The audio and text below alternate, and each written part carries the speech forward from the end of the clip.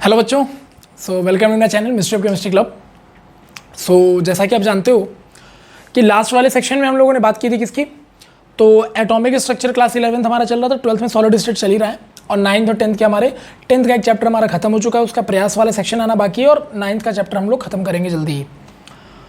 आज का टॉपिक है कि atomic structure class 11th orbital batch. You know that कि क्लास 11th को हम लोग अपने ऑर्बिटल बैच बोलते हैं। एंड द आधार लेक्चर 8 यानी कि जो एटॉमिक स्ट्रक्चर नाम की जो मूवी है या वेब सीरीज आप कह लो, उसका आज 8वां एपिसोड है। ठीक है, 7th एपिसोड तक क्या हुआ था? 7th एपिसोड तक हम ये समझ चुके थे कि इलेक्ट्रॉन एक वेव नेचर का है जिसमें पार्टिकल नेचर भी होता है, यानी कि electron is like a matter wave. और साथ में मैंने आपको ये भी बताया था कि इलेक्ट्रॉन को जब डिफाइन किया गया कि इलेक्ट्रॉन की एग्जैक्ट लोकेशन पहचानने के लिए, तो एटम के अंदर कई तरह के मल्टी लेयर देखने को मिले, जिसमें जीमन का काफ़ी बड़ा इम्पैक्ट था।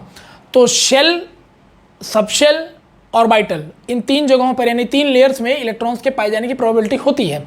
और ये इसके लिए अगर इलेक्ट्रॉन वेव है तो उसको डिफाइन करने का सबसे पहला काम किया था श्रोडिंगर ने, जिन्होंने अपना एक इक्वेशन दिया था, डेमर स्क्वायर जाई अपॉन डेमर एक्स स्क्वायर डेमर स्क्वायर जाई अपॉन डेमर वाई स्क्वायर डेमर स्क्वायर जाई अपॉन डेमर z square 8 pi square m e minus v psi upon h square equal to 0। वो क्या था, कैसे था, उसमें जाई क्या होता है, जाई स्क्वायर क्या होता है, मैंने ऑलरेडी ये सब डिस्कस कर रखा है। और इसी पॉइंट ऑफ व्यू से हमें ये भी पता चला कि भाई क्वांटम नंबर नाम की भी कोई चीज़ होती है। ठीक है, तो क्वांटम नंबर कितने तरह के होते हैं? 4 तरह के होते हैं। मैंने पूरा लास्ट क्लास में डिस्कस कर रखा है और किसकी वैल्यू कैसे निकालनी है वो भी बता रखा है कि प्रिंसिपल क्वांटम नंबर कैसे कैलकुलेट होता है वो क्या बताता है, एजीमुथल क्वांटम नंबर कैसे कैलकुलेट होता है और वो क्या बताता है, और मैग्नेटिक क्वांटम नंबर कैसे कैलकुलेट होता है और वो क्या बताता है, और स्पिन क्वांटम नंबर क्या होता है और वो क्या होता है और वो कैसे बताता है वो भी, रेडियल मोमेंटम क्या होता है, रेडियल एंगुलर मोमेंटम क्या होता है, एंगुलर मोमेंटम क्या होता है, उसकी जरूरत क्यों पड़ी, हर एक चीज आपको लास्ट सेक्शन में मिल जाएगा। Now we are going to discuss next thing. So देखो, हमारे पास क्वांटम नंबर 4 तरह के आ चुके हैं, एन, एल, एम और एस। ठीक है, ये 4 क्वांटम नंबर हमारे पास आ चुके हैं। All of you know that कि जो यहाँ पर एन है, एन का मतलब प्रिंसिपल क्वांटम नंबर है, एल का मतलब एजीमुथल क्वांटम नंबर है, एम का मतलब यहाँ मैग्नेटिक क्वांटम नंबर है और एस का मतलब स्पिन क्वांटम नंबर है। डन। इन चारों क्वांटम नंबर में यही एक ऐसा क्वांटम नंबर था जिसको कोई भी कॉन्सेप्ट अभी तक एक्सप्लेन नहीं कर पाया, मतलब इसका मतलब ये हाइपोथेटिकल चीज़ है। बाकी इन तीनों पर काफ़ी चीज़ें डिपेंड करती, मैंने पहले ही बताया था। एन और एल पर डिपेंड करता है उसका रेडियल मोमेंटम की इलेक्ट्रॉन कितनी दूरी पर है, कहाँ घूम रहा होगा, और मैग्नेटिक मोमेंटम और ये एजीमुथल क्वांटम नंबर, ये दोनों मिलकर बता देते हैं कि इलेक्ट्रॉन का एंगुलर सिचुएशन कैसा है। ठीक है, मतलब किस पर्टिकुलर एंगुलर डिस्टेंस पर उसका इलेक्ट्रॉन पाए जाने की प्रोबेबिलिटी ज़्यादा है या कम है। ठीक, तो 4 क्वांटम नंबर हम लोगों ने लास्ट क्लास में पूरा प्रॉपर लेवल पर डिटेल में डिस्कस कर लिया था। नाउ द क्वेश्चन इज कि सर अगर क्वांटम नंबर डिस्कस हो चुका है, तो इसका मतलब हम इलेक्ट्रॉन सर्च कर सकते हैं, क्योंकि क्वांटम नंबर का मतलब क्या था? Quantum number is the type of the number through which we can search the electron with in an atom. यही तो था ना, तो सर्च तो कर ही सकते हैं। तो सर करें कैसे? तो देखो, इनके थ्रू इलेक्ट्रॉनों को सर्च करने के लिए आपको एक चीज़ की जरूरत पड़ेगी और इसका नाम है इलेक्ट्रॉनिक कॉन्फ़िगरेशन। क्योंकि इलेक्ट्रॉनिक कॉन्फ़िगरेशन आपको बताता है कि किस तरह से आप इलेक्ट्रॉन को डिस्ट्रीब्यूट करते हो among the orbitals with in a atom. ठीक है, और इस कॉन्सेप्ट को लेके आए थे, हालांकि साइंटिस्ट का नाम नहीं है ये, that concept is called aufbau principal.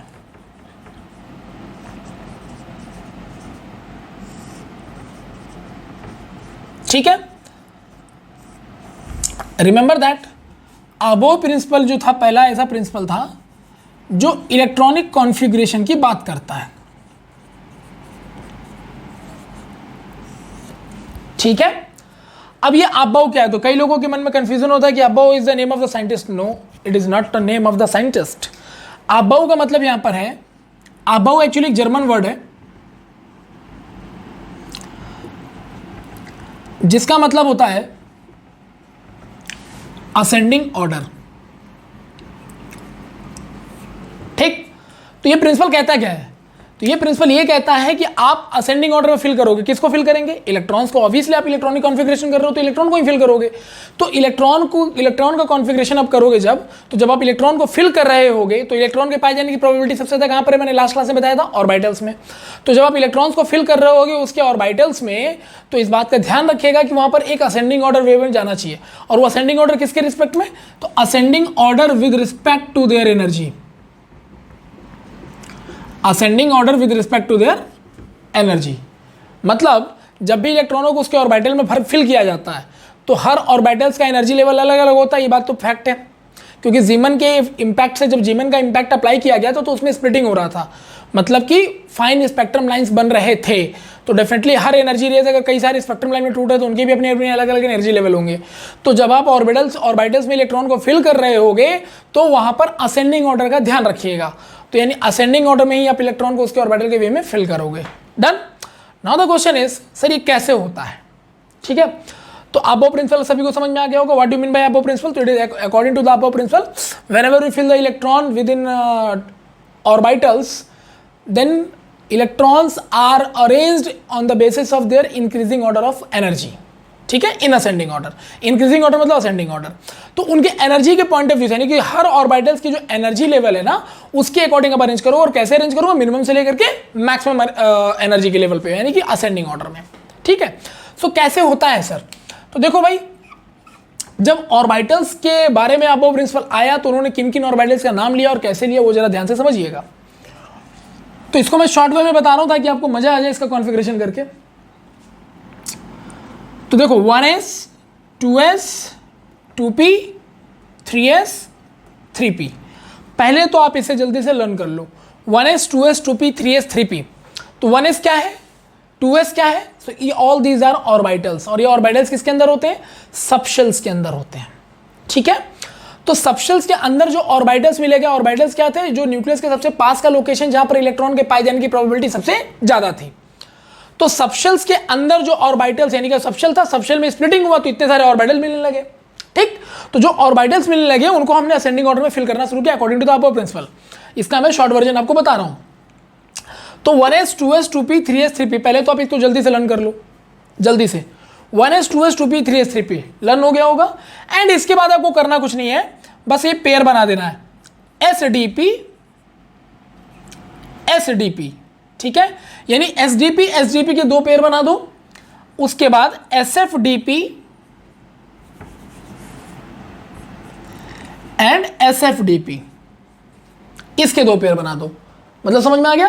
यानी 1s 2s 2p 3s 3p and then after sdp sdp sfdp sfdp, इसका एक ऑर्डर बना दो। देखो शॉर्ट वे में तो इसको बोलने के बहुत सारे तरीके हैं। जैसे क्या? तो इस देखो ऐसे बोल सकते हो, school school public school public school DPS, है ना, डीपीएस। फिर उसके बाद फाड़ू या फ्रॉड, जो बोलना है बोलो, लेकिन मैं नहीं चाहता कि किसी भी चीज़ का नाम लिया जाए, किसी स्कूल का या किसी चीज़ का। तो बेटर है कि हम इस तरह के शॉर्ट ट्रिक को ना बहुत नॉर्मल वे में कर लें। तो स्कूल स्कूल पब्लिक स्कूल ये सब करने का कोई लॉजिक नहीं है। आप अगर इसको ध्यान से देखेंगे तो ये मुश्किल से 1 मिनट का काम है, आपको हमेशा के लिए याद हो जाएगा। तो 1s 2s 2p 3s 3p 1s 2s 2p 3s 3p 1s 2s 2p 3s 3p 1s 2s 2p 3s 3p learn हो गया। इसके बाद sdp sdp और sfdp sfdp के दो दो पेयर बना देंगे, काम खत्म हो गया। अब जब ये हो गया तो अब नंबरिंग कर दो। नंबरिंग यानी काउंटिंग, नंबर गिनती तो आती है भाई सभी को। तो देखो 3s के बाद ये कौन सा एस होगा बताओ? 4s। 4 के बाद कौन सा एस होगा? 5। 5 के बाद कौन सा होगा? 6। और 6 के बाद कौन सा होगा? 7। डन सर, एस रेडी हो गया। p की बात कर लेते हैं। तो 3p के बाद बताओ कौन सा p आएगा? 4p। 4p के बाद कौन सा आएगा? 5। 5 के बाद क्या आएगा? 6। और 6 के बाद क्या आएगा? 7। You can see now. Done, is it clear? अब देखो यहां पर जो तुमको चीज बताने जा रहा हूं,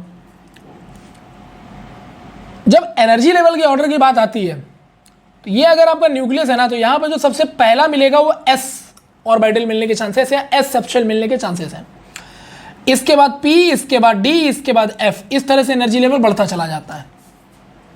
ठीक, सो मल्टी लेवल, यहां पर शेल्स के multi level sub orbitals form होते हैं। क्लियर है? ये सब हाई रेजोल्यूशन कैमरा से ये सब देखा गया और बताया गया। तो अगर एनर्जी एस का सबसे कम है, सर एस का एनर्जी सबसे कम क्यों है? क्योंकि ये हाईली स्टेबल है भाई। न्यूक्लियस के पास अगर एस है और एस में दो इलेक्ट्रॉन होते हैं, जो कि जैसा कि मैं पहले बता चुका हूं, तो न्यूक्लियस एस के इलेक्ट्रॉनों को बहुत टाइटली पकड़ के रखेगा क्योंकि सबसे क्लोज है। तो सबसे क्लोज होने की वजह से ये कंफर्म होगा कि इलेक्ट्रॉन सबसे पहले एस में ही फिल होंगे, क्योंकि एस अगर इतना टाइटली फिल्ड है या टाइटली अट्रैक्टेड है टुवर्ड्स द न्यूक्लियस, तो इसका मतलब इलेक्ट्रॉन के पाए जाने की पॉसिबिलिटी सबसे ज़्यादा एस के पास होनी चाहिए। और ऐसे अगर आप आगे जाओगे तो जैसे जैसे स्टेबिलिटी घटेगी एनर्जी बढ़ती चली जाएगी। डन। तो ये आपको पता होगा कि पोटेंशियल एनर्जी किसी भी ऑर्बिटल के लिए जितना मिनिमम हो जाए उसकी स्टेबिलिटी उतनी हाई होती है। तो चूंकि जो एस हमारा है वो न्यूक्लियस इतना टाइटली पैक्ड है कि इसकी पोटेंशियल एनर्जी बहुत मिनिमाइज हो चुकी है। So definitely it will be the more stable. और अगर स्टेबल मोर है तो पोटेंशियल एनर्जी मिनिमम होगा। और यहाँ से देखो एफ की दूरी बहुत ज़्यादा है, तो एफ की दूरी ज़्यादा होने का मतलब है कि यहाँ पर क्या हो गया, पोटेंशियल एनर्जी ज़्यादा हो गया। क्यों? क्योंकि अट्रैक्शन उस लेवल पे नहीं, तो स्टेबिलिटी भी नहीं है। तो स्टेबिलिटी नहीं है तो पोटेंशियल एनर्जी हाई होगा, तो एनर्जी के अकॉर्डिंग हम इसको फिल कर रहे हैं। डन। सो ये बहुत बेसिक चीज़ें हैं। तो भैया आप देखो कैसे करना है। ये कौन सा सबशेल है सर? फर्स्ट है। ओके, ये कौन सा सबशेल है? सेकंड है। ये कौन सा है? थर्ड है। और ये कौन सा बेटा? फोर्थ है। ठीक है बच्चों, अब ध्यान दो, इसी को अपने दिमाग में बैठा लो कि S अगर पहला है तो S के जो तुम्हारे ऑर्बिटल मिलेंगे वो 1s भी मिलेगा, और अगर पहला है तो 1s भी मिलेगा, तो 2s भी मिलेगा, 3s भी मिलेगा, 3 और बाकी पॉसिबिलिटी, मतलब स्टार्टिंग 1 से ही होगा क्योंकि this is the first subshell. P वाला सेकंड है तो P की स्टार्टिंग सेकंड से ही होनी है क्योंकि दैट इज सेकंड सबशेल। तो देखो यहाँ पे P की स्टार्टिंग सेकंड से हुई है, 1P नाम की कोई चीज एग्जिस्ट नहीं कर रही है। ठीक, अच्छा बताओ D की स्टार्टिंग कहां से हो रही है?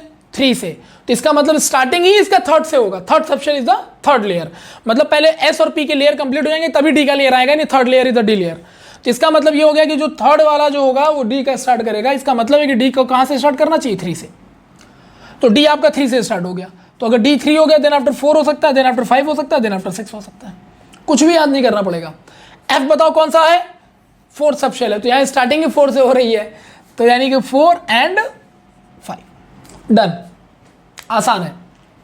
Is it clear? तो लर्न कैसे करना है? 1s 2s 2p 3s 3p, SDP SDP के 2 पेयर बना दो, SFDP SFDP के 2 पेयर बना दो, काम हो गया खत्म। नंबरिंग कैसे करना है? S अगर 1 से स्टार्ट है तो 1s होगा, उसके बाद 2s फिर 3s फिर 4s ऐसे कंटिन्यू रहेगा। P अगर सेकंड से स्टार्ट है तो 1p पॉसिबल नहीं है, 2p से ही स्टार्ट होगा जो भी होगा। D अगर 3 है तो D जो है थर्ड वाले लेयर से ही स्टार्ट होगा, और अगर F 4 है तो F 4 वाले लेयर से ही स्टार्ट होगा, और फिर नंबरिंग कर दिया खत्म। तो इस तरह से बेटा आप देखो ध्यान से, तो ये जो सेट हो गया ना, एक असेंडिंग ऑर्डर में सेट हो गया, you can see now that's a वे।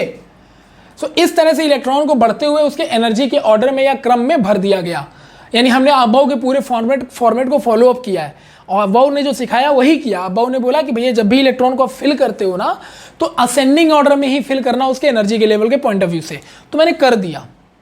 हालांकि अबव का जो रियल प्रिंसिपल आया था उसमें गड़बड़ थी, लेकिन जो मैंने ये प्रिंसिपल अप्लाई किया, यही प्रिंसिपल आजकल के समय में चलता है और यही यूज भी होता है और यही करेक्ट माना भी गया है, क्योंकि ये प्रिंसिपल मैंने अबव को दिमाग में रख के बनाया था, लेकिन अबव प्रिंसिपल क्या कुछ वहाँ ड्रॉबैक भी था। अबव प्रिंसिपल को ड्रॉबैक क्या मैं बता देता हूँ कि जैसे देख रहे हो आप यहाँ पे ये 3D और ये 4s है, तो हमारे शॉर्ट ट्रिक के हिसाब से 4s पहले आ रहा है, 3D बाद में आ रहा है, इसका मतलब 4s की एनर्जी कम और D की एनर्जी ज़्यादा। डन, और ये बिल्कुल करेक्ट है। जबकि अबव ने पता क्या किया था? D को आगे रख दिया था, S को पीछे रख दिया था। ये अबव की गलती थी, यानी अबव प्रिंसिपल में ये प्रॉब्लम था कि मतलब मिनिमम एनर्जी वाला पीछे चला गया, मैक्सिमम एनर्जी वाला पीछे चला गया, मिनिमम एनर्जी वाला आगे आ गया। ये प्रॉब्लम था अबव का।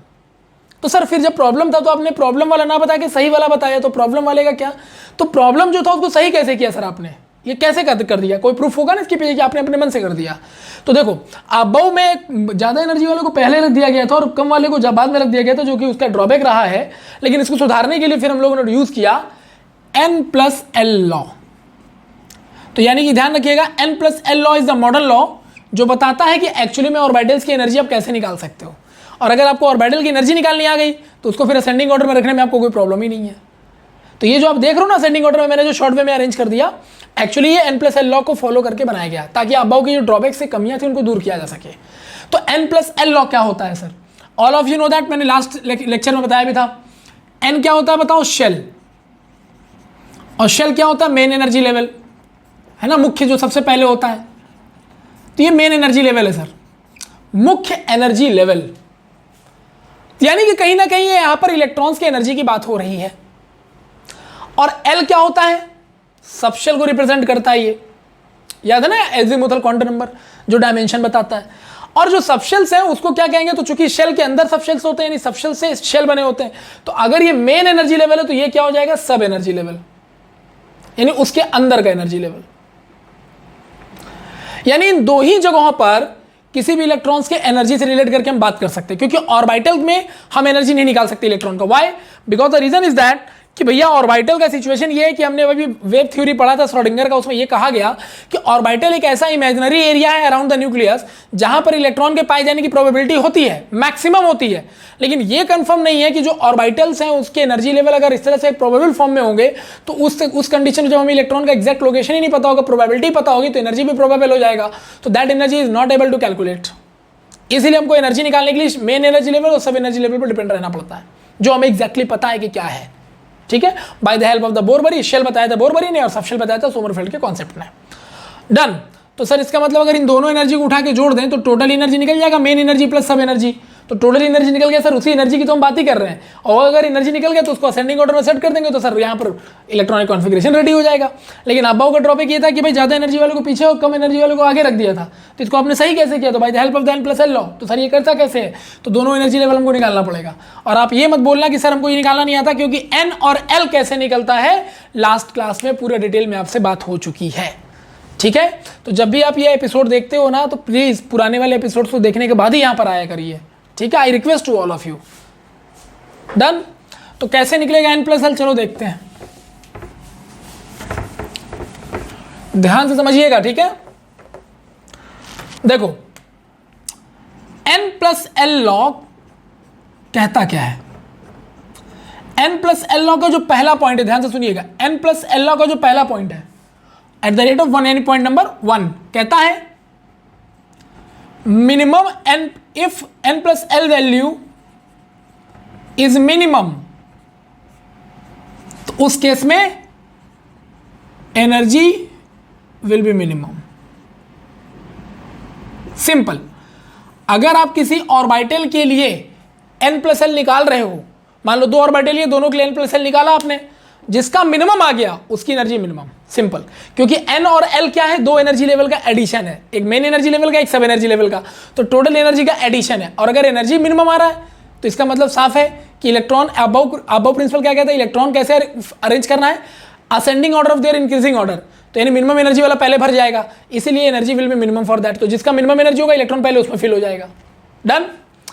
और दूसरा पॉइंट इसका ये कहता है कि इफ एन प्लस वैल्यू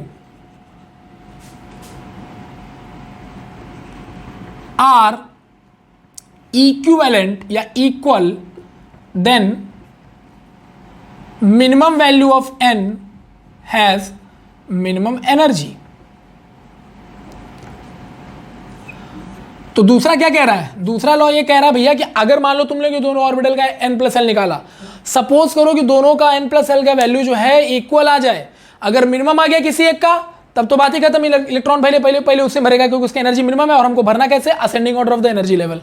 तो पहला क्लियर। लेकिन अगर मान लो 2 ऑर्बिटल के तुम एनर्जी निकाल रहे हो, एन प्लस एल निकाल रहे हो, दोनों बराबर आ जाते हैं, दोनों की एनर्जी बराबर, तो उस केस में इलेक्ट्रॉन पहले उसमें फिल होगा जिसका एनर्जी लेवल मिनिमम होगा।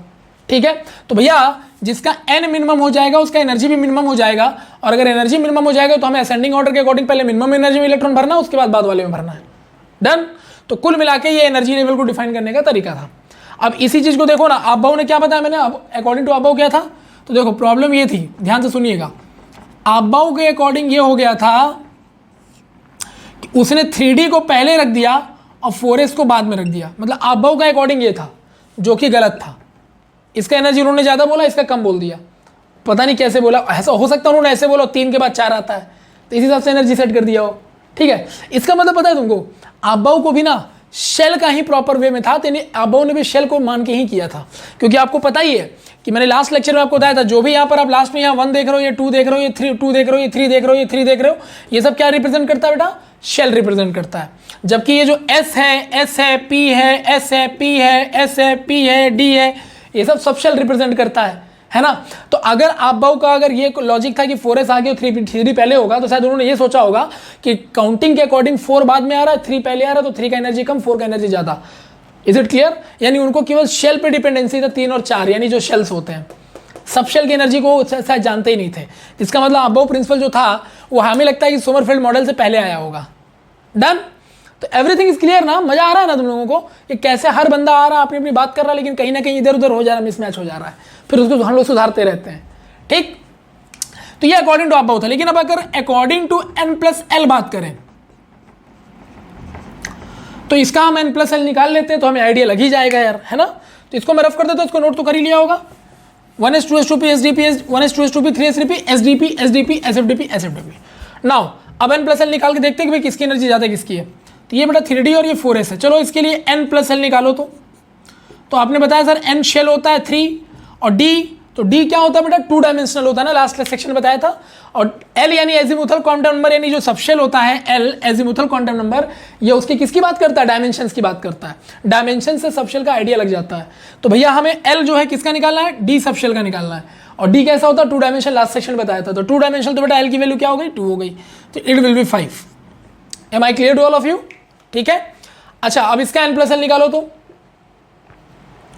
इसका सर n क्या है, 4 है जो शेल को बताता है, और इसका सबशेल क्या है सर, s है। तो s सबशेल के लिए शेप क्या था, तो लास्ट क्लास में ही बताया था, ये डायमेंशन लेस होता है क्योंकि स्फेरिकल होता है, तो डायमेंशन ही नहीं होगा, तो एल की वैल्यू क्या हो गई इसकी, 0 हो गई।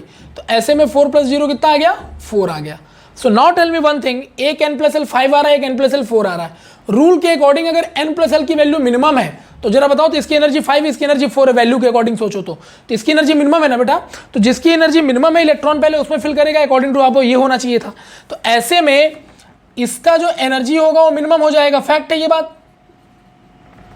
तो अगर इसका एनर्जी मिनिमम होगा तो पहले तो 4s में इलेक्ट्रॉन भरेगा, फिर 3d भरेगा ना, क्योंकि आप तो अपनी कॉन्सेप्ट में ही खुद गलती कर रहा है। आप का ये कहना है कि 3 पहले आ रहा है 4 बाद में आ रहा है, तो इसलिए ऐसा होना चाहिए था, लेकिन मैंने उसमें सुधार के क्या बना दिया कि नहीं 4s पहले आएगा 3d बाद में आएगा, क्योंकि तुम 3 और 4 यानी शेल को देख रहे हो, जबकि सबशेल का भी एनर्जी लेवल काउंट होना चाहिए।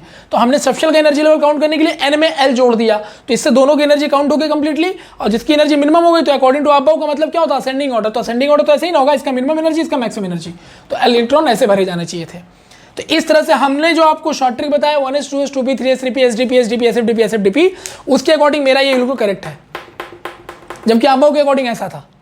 आई होप कि अब आपको समझ में आ गया कि मॉडर्नाइजेशन कैसे किया गया, और ये भी समझ में आ गया कि क्या आबो प्रिंसिपल गलत क्यों हुआ था, क्योंकि आबो ने शेल की एनर्जी मान ली कि मतलब 3 छोटा होता तो इसकी एनर्जी कम, 4 बड़ा होता तो इसकी एनर्जी ज्यादा, लेकिन सबशेल की एनर्जी उसको पता नहीं थी। तो जब n और l यानी क्वांटम नंबर आ गए वेव मैकेनिकल मॉडल से, तो n और l दोनों पता चला गया कि दोनों एनर्जी के लिए रिस्पॉन्सिबल होते हैं। तो इसका मतलब है कि खाली शेल की एनर्जी काउंट करने से काम नहीं चलेगा, n और l यानी कि शेल और सबशेल दोनों की एनर्जी निकालनी पड़ेगी, और उसके बाद जिसकी एनर्जी मिनिमम होगी तो फिर आबो प्रिंसिपल अप्लाई कर देंगे, क्या असेंडिंग ऑर्डर में भरना है, भर दिया। That's a way to define all this things. तो I hope it is clear to all of you. Electronic configuration done, sure, okay. तो याद रखिएगा, आबो प्रिंसिपल लोग बोल के पढ़ा तो जरूर देते हैं, लेकिन आबो प्रिंसिपल एक्चुअली अपने आप में गलत था, ठीक है, क्योंकि उसने शेल की एनर्जी के अकॉर्डिंग, यानी 1 के बाद 2, 2 के बाद 3, 3 के बाद 4, तो शेल की एनर्जी अकॉर्डिंग के उसको उन्होंने अरेंज किया, लेकिन सबशेल की एनर्जी को काउंट करना वो भूल गए, इसीलिए n + l लॉ आया जो कंफर्म बताता है कि किसकी एनर्जी ज्यादा किसकी एनर्जी कम। Done. So sir configuration done हो गया। अब 1s 2s 2p 3s 3p sdp sdp sfdp sfdp करके हम कॉन्फ़िगरेशन कर लेंगे। तो जैसे अगर हम एग्जांपल की बात करें, suppose I have one example to all of you, for all of you, iron is 26, okay. Iron का कितना बताओ बेटा, एटॉमिक नंबर 26, इसका कॉन्फ़िगरेशन लिखना है। तो क्या ट्रिक दिया है, 1s 2s 2p 3s 3p, पहले तो बेटा इतना कर लेना है, उसके बाद sdp sdp के 2 पेयर, sfdp sfdp के 2 पेयर। तो फिलहाल मैंने यहाँ s और d करके छोड़ दिया। सर आपने यहीं पर क्यों छोड़ दिया, आगे क्यों नहीं गए, क्योंकि मुझे ये आइडिया है, क्योंकि मेरा इतना प्रैक्टिस है, मुझे पता है कि 26 यहीं पर आके फिल हो जाएगा। अब ये प्रैक्टिस आप जितनी मजेदार करोगे ना, उतना जल्दी आपको पता चलेगा हाँ हमको यहीं तक जाना, इसके आगे जाना ही नहीं है, ठीक है। तो सर 26 है ना, अब जो जिसकी कैपेसिटी जितनी होती है उसमें भरते चले जाओ। तो सर s की कैपेसिटी 2 होती तो 2 भर दिया, इसकी भी 2 होती 2 भर दिया, इसकी 6 होती 6 भर दिया, इसकी 2 होती 2 भर दिया, इसकी 6 होती 6 भर दिया, s की 2 होती 2 भर दिया, ठीक है बेटा।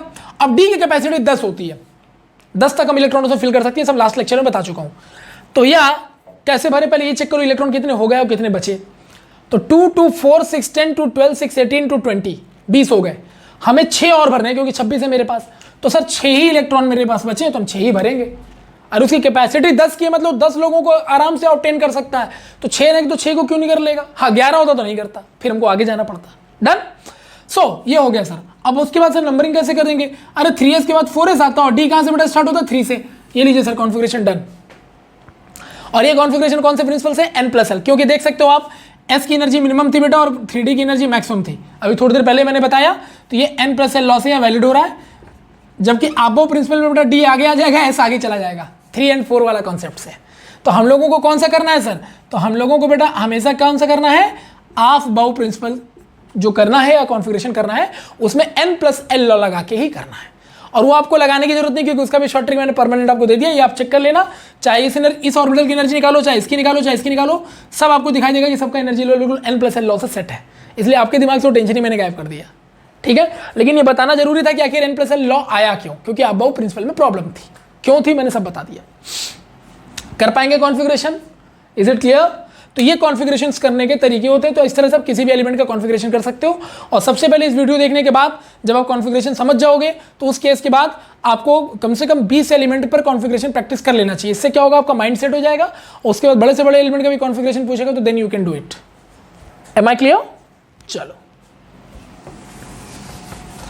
अब जैसे बड़े से बड़े एलिमेंट का भी हम कर सकते हैं, पता है कैसे? देखो, जैसे जिरकोनियम एटॉमिक नंबर 40 होता है, जिरकोनियम है इसका नाम, Zr, एटॉमिक नंबर 40। इसका कॉन्फ़िगरेशन करने के लिए बोलेगा तो क्या होगा, हमारा ट्रिकी काम आएगा 1s 2s 2p 3s 3p sdp और बताओ बेटा sdp, सही है।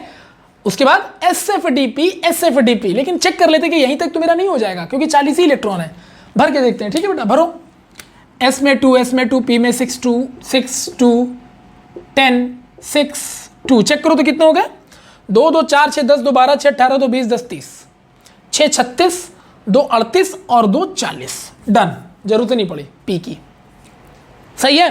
सो 2 2 4 6 10 2 12 6 18 2 20 30 30 यहाँ तक हो गया बेटा। उसके बाद 36 38 2 40। डन। अब करना क्या है, नंबरिंग करना सिंपल सा। तो बताओ 3s के बाद कौन सा है, 4s, 4s के बाद कौन सा है, 5s। इसके बाद d कहाँ से स्टार्ट होता है, 3d, तो ये कौन सा d हो गया, 4d। फिर ये बेटा p कौन सा होगा, 3p के बाद 4p। ये लीजिए सर कॉन्फ़िगरेशन सेट है। और यहाँ पर आपको n+l लॉ का टेंशन लेना नहीं है क्योंकि सब कुछ ऑलरेडी मैंने शॉर्ट ट्रिक में अरेंज करके रखा हुआ है। Is it clear? यानी ऑलरेडी मैंने सारे ऑर्बिटल की एनर्जी को उसके फॉर्म में n+l लॉ के फॉर्म में अरेंज कर रखा है शॉर्ट ट्रिक के थ्रू, तो वो आपको हेडेक नहीं लेना है। लेकिन कोई पूछ ले कि भाई आप प्रिंसिपल की गलती क्या थी कि n+l लॉ को आना पड़ा, then you can do it sure. क्योंकि आप के प्रिंसिपल की गलती ये थी कि उसमें केवल उसने शेल की एनर्जी काउंट की थी, जबकि n+l में सब शेल की एनर्जी भी काउंट हो रही है, इसलिए इस तरह से टोटल एनर्जी एक्यूरेटली निकलती है। डन। तो इस तरह से आप कॉन्फ़िगरेशन किसी भी एलिमेंट का कर सकते हैं। इससे आइडिया क्या लगता है पता है, कि आपका जो एटम था जिरकोनियम 40 इसका एटॉमिक नंबर था, तो उस एटम में 40 इलेक्ट्रॉन है, तो वो 40 इलेक्ट्रॉन किस तरह से ऑर्बिटल्स में अरेंज हुए होंगे वो बताने का ये तरीका है। This is the prediction, this is the predictive version. क्योंकि अभी भी मैं आपको बता चुका हूँ लास्ट सेक्शन में कि इलेक्ट्रॉन को जब वेव माना गया तो उसके एक्यूरेट पोजीशन को डिफाइन कर पाना पॉसिबल नहीं था। तो अभी जो हम इलेक्ट्रॉन फिल कर रहे हैं इसमें 2 p में 6, ये इलेक्ट्रॉन को पार्टिकल समझा के फिल कर रहे हैं। क्योंकि एक्चुअल में अगर इलेक्ट्रॉन पार्टिकल को नहीं समझेंगे तो वेव नेचर में हम इलेक्ट्रॉन की प्रोबेबिलिटी निकाल ही नहीं पाएंगे। क्योंकि इलेक्ट्रॉन की प्रोबेबिलिटी निकालने के लिए आपको हर डायमेंशन में श्रोडिंगर इक्वेशन सॉल्व करना पड़ेगा, जिसके मल्टीपल इक्वेशन सॉल्यूशंस आते हैं, वो आपके बस की बात नहीं है। इसीलिए हम लोग मजबूर हो गए, हम ये समझ तो गए कि इलेक्ट्रॉन वेव नेचर का होता है, लेकिन मजबूरी में हमको इलेक्ट्रॉन को पार्टिकल समझ के कैलकुलेट करना पड़ रहा है। Am I clear? क्योंकि वेव नेचर में प्रोबेबिलिटी हम कैलकुलेट करने में कैपेबल नहीं है, क्योंकि उसके लिए श्रोडिंगर इक्वेशन सॉल्व करना पड़ेगा। एंड श्रोडिंगर इक्वेशन सॉल्व करने के हमको आइगन वैल्यू चाहिए होगा, लाप्लासियन का डिफरेंशियल फंक्शन चाहिए होगा, जो 11th क्लास के बच्चे या 12th क्लास के बच्चों के लेवल के ऊपर की बात है। ठीक है, चलिए। तो सर कॉन्फ़िगरेशन हमारा डन हो गया, लेकिन सर कॉन्फ़िगरेशन में हमने कई सारी चीज़ें और भी सीखी हैं। जैसे क्या सीखी तुमने? सर एक सुना है मैंने कि एक ये कॉन्सेप्ट होता है sir, half filled and full fill stability. ये क्या होता है सर? देखो, half filled and full filled stability का कॉन्सेप्ट क्या है वो समझा देता हूं आपको मैं। कहने में तो बड़ा आसान लगता है कि भैया देखो ये जो सबशेल्स हैं तुम्हारे sp-df, तो इसके पूरे इलेक्ट्रॉन 2, इसमें पूरे 6, इसमें पूरे 10, इसमें पूरे 14, अगर आगे आएगा तो 18, 4 का गैप लेके करते चले जाओगे, मैं पहले भी बता चुका हूं। तो ये देखो इसमें जितने जितने होने चाहिए इलेक्ट्रॉन सारे भरे हुए हैं, तो ये किसको रिप्रेजेंट कर रहा है पूरा? तो ये पूरा रिप्रेजेंट कर रहा है फुलफिल को। और इसका हाफ कितना हो जाएगा बताओ? 1। p6 का हाफ कितना हो जाएगा बताओ? 3। अच्छा, d10 का हाफ कितना हो जाएगा? 5। और f14 का हाफ कितना हो जाएगा? 7। And now this is represent the half fill stability. So this is full fill and half fill theory. कहा जाता है कि भैया अगर किसी सबशेल में इलेक्ट्रॉन अगर फुल भरा हो या हाफ भरा हो, तो यही वो दो सिचुएशंस हैं जहां पर कोई भी ऑर्बिटल अपने आप को बहुत ज्यादा स्टेबल फील करता है, कोई सबशेल अपने आप को बहुत ज्यादा स्टेबल फील करता है। Am I clear? तो कहने का मतलब ये हो गया कि कोई भी सबशेल इन दो सिचुएशन के अलावा तीसरे सिचुएशन में स्टेबल नहीं होता। तो ये हमने आपको बता दिया, आपने सुन लिया, हो गया। लेकिन ये हुआ क्यों? What is the reason behind it? क्योंकि हमने बताया ना साइंस में 3 चीज आपको चाहिए होगा, व्हाट, व्हेन और व्हाई। जब तक इन 3 बातों का आपको पता नहीं चलेगा, आपके लिए साइंस पढ़ना बेकार है। किसने बोल दिया ऐसा होता है, तुमने मान लिया, दैट्स वे। ये साइंस नहीं है, ये साइंस नहीं। ये तो हुआ होगा कि बाबा सत्संग बोल रहे थे, उन्होंने कुछ बोला, हमने मान लिया। That's not a good thing. आपको वहां पर साइंस पढ़ रहे हो तो आपको रीजन पता होनी चाहिए। तो क्वेश्चन है कि सर ऐसा क्या क्यों बोला गया कि फुलफिल और हाफ फिल स्टेबल होते हैं। तो देखो कोई भी ऑर्बिटल या सबशेल हाफ फिल या फुलफिल स्टेबल होता है, उसके पीछे दो रीजंस हैं। एक तो सिमेट्रिक प्रिंसिपल, कौन सा प्रिंसिपल बताओ? Symmetric principle. ये क्या होता है सर? I will tell you, just wait for the some time. और दूसरा एक्सचेंज एनर्जी। कहते हैं कि ये दो प्रिंसिपल मिलने के बाद ये कंफर्म हो जाता है कि why half fill and full fill orbitals are more stable in compare to the other one. So is it clear? तो दिमाग में तो आपको बस गया ना कि कोई भी ऑर्बिटल जब तक सबशेल इस कंडीशन में नहीं आएगा हम उसको स्टेबल नहीं बोलेंगे। और एक बार सबशेल या ऑर्बिटल अगर उस केस में आके स्टेबल हो गया तो दैट मीन्स कि वो स्टेबल है, फिर वो ज़्यादा जल्दी रिएक्ट नहीं करेगा। स्टेबल का मतलब यही होता है रिएक्टिविटी लेस। सो नाउ ये हाफ फिल फुलफिल थ्योरी थी। नाउ द क्वेश्चन इज कि इसके लिए आपने दो रीजन बताया था, एक सिमेट्रिक और एक एक्सचेंज एनर्जी। ये क्या होते हैं? इससे प्रूफ हो जाएगा कि हाफ फिल फुलफिल स्टेबल क्यों होता है। तो ध्यान से सुनिएगा। देखिए बेटा, होता यह है कि अगर सिमेट्रिक प्रिंसिपल क्या कहता है, ध्यान से सुनो। तो सिमेट्रिक प्रिंसिपल का कॉन्सेप्ट ये कहता है कि अगर मान लो हम सिमेट्रिकल प्रिंसिपल की बात करें तो मान लो बेटा ये पी में 6 इलेक्ट्रॉन है, सपोज करो पूरा भरा हुआ है, पी में 6 होते हैं पूरे भरे हुए हैं। अब याद करो लास्ट सेक्शन में मैंने आपको बताया था कि अगर पी नाम का सबशेल है, इसके जो सबशेल के जो स्पेक्ट्रम जो सोमरफेल्ड ने बनाए थे फाइन स्पेक्ट्रम्स, तो जीमन ने क्या किया था, सबशेल्स के देखो शेल का स्पेक्ट्रम बनाया था बोरबरी ने, उसके स्पेक्ट्रम को जब हाई रिजोल्यूशन कैमरा लगा के देखा गया तो उसके और फाइन लाइंस मिले जिनको सबशेल नाम दिया गया। इसका मतलब शेल सबशेल से मिलकर बना होता है। फिर उन सबशेल्स वाले स्पेक्ट्रम को भी और ज्यादा पावरफुल हाई रिजोल्यूशन कैमरे से देखा गया तो जीमन ने बताया कि भैया जब मैंने इसको मैग्नेटिक फील्ड से पास कराया तो उसमें डिफ्लेक्शन हो रहा है। इसका मतलब है कि वो जो सबशेल के स्पेक्ट्रम लाइंस हैं वो फाइन स्पेक्ट्रम लाइंस वो और ज्यादा फाइन स्पेक्ट्रम लाइन से बने होते हैं, इसलिए वो डिफ्लेक्ट हो रहे होते हैं मैग्नेटिक फील्ड में। इससे ऑर्बिटल का निर्माण हुआ था। ठीक है, मैंने पूरा जीवन इफेक्ट आपको लास्ट लेक्चर में बता रखा है। तो देखो ये P6 है, तो P नाम के सबशेल के स्पेक्ट्रम को जो फाइन स्पेक्ट्रम से उसको जब मैंने जीमन इफेक्ट से मैग्नेटिक फील्ड में पास कराया तो ये कितने वे में डिफ्लेक्ट हुआ था बताओ बेटा? 3 रेजेस में। कैसे? याद है ना कि अगर मान लो ये स्पेक्ट्रम लाइन जा रहा है, इधर नॉर्थ पोल और इधर साउथ पोल मैग्नेटिक फील्ड है, तो कुछ लाइंस इधर चले गए थे बेटा, कुछ लाइन नीचे चले गए। तो जो नहीं गए तो वो 0, जो ऊपर चले गए +1, जो नीचे आ गए -1। अगर और नीचे जाएंगे तो -2 और ऊपर जाएंगे तो +2। इस तरह से डिफ्लेक्शन हुआ था जीमन इफेक्ट में। इसको समझने के लिए लास्ट क्लास का लेक्चर जाके ध्यान से पढ़िएगा। ठीक है, बहुत अच्छे से समझाया, बहुत डिटेल में समझाया है। तो फिलहाल अगर P6 है तो ये हमें लास्ट लेक्चर से पता चल गया कि अगर P वाले सबशेल के फाइन स्पेक्ट्रम लाइंस को अगर जीमन इफेक्ट अप्लाई करके देखते हैं तो ये 3 अदर फाइन स्पेक्ट्रम लाइन में जस्टिफाइड हो जाता है, डिफ्लेक्ट हो जाता है। कौन से 3? -1 0 +1। -1 क्या बता रहा है कि अगर एक स्पेक्ट्रम लाइन चल रहा था सबशेल्स का तो -1 का मतलब नीचे की तरफ, जो स्पेक्ट्रम लाइन ऐसे जा रहा है तो उसके नीचे की तरफ डिफ्लेक्ट हो गया तो निगेटिव। कार्टेशियन प्लेन में नीचे जाते तो निगेटिव, और डिफ्लेक्ट हो गया अगर ऊपर चला गया तो कार्टेशियन प्लेन में अगर ऊपर जाते तो पॉजिटिव। तो इस तरह से -1 +1, और जो डिफ्लेक्ट नहीं हुआ वो 0। इस तरह से इसके ऑर्बिटल के ओरिएंटेशन पता चल गए। इससे ये पता चल गया कि ये जो सबशेल्स है वो 3 ऑर्बिटल्स में डिफ्लेक्ट होता है, यानी कि हर सबशेल के अंदर ऑर्बिटल होता है, तभी तो ये पूरा कॉन्सेप्ट बना। ठीक है, ओके सर, ठीक है। तो ये लास्ट क्लास में मैंने पूरा बता रखा है, देख लीजिएगा।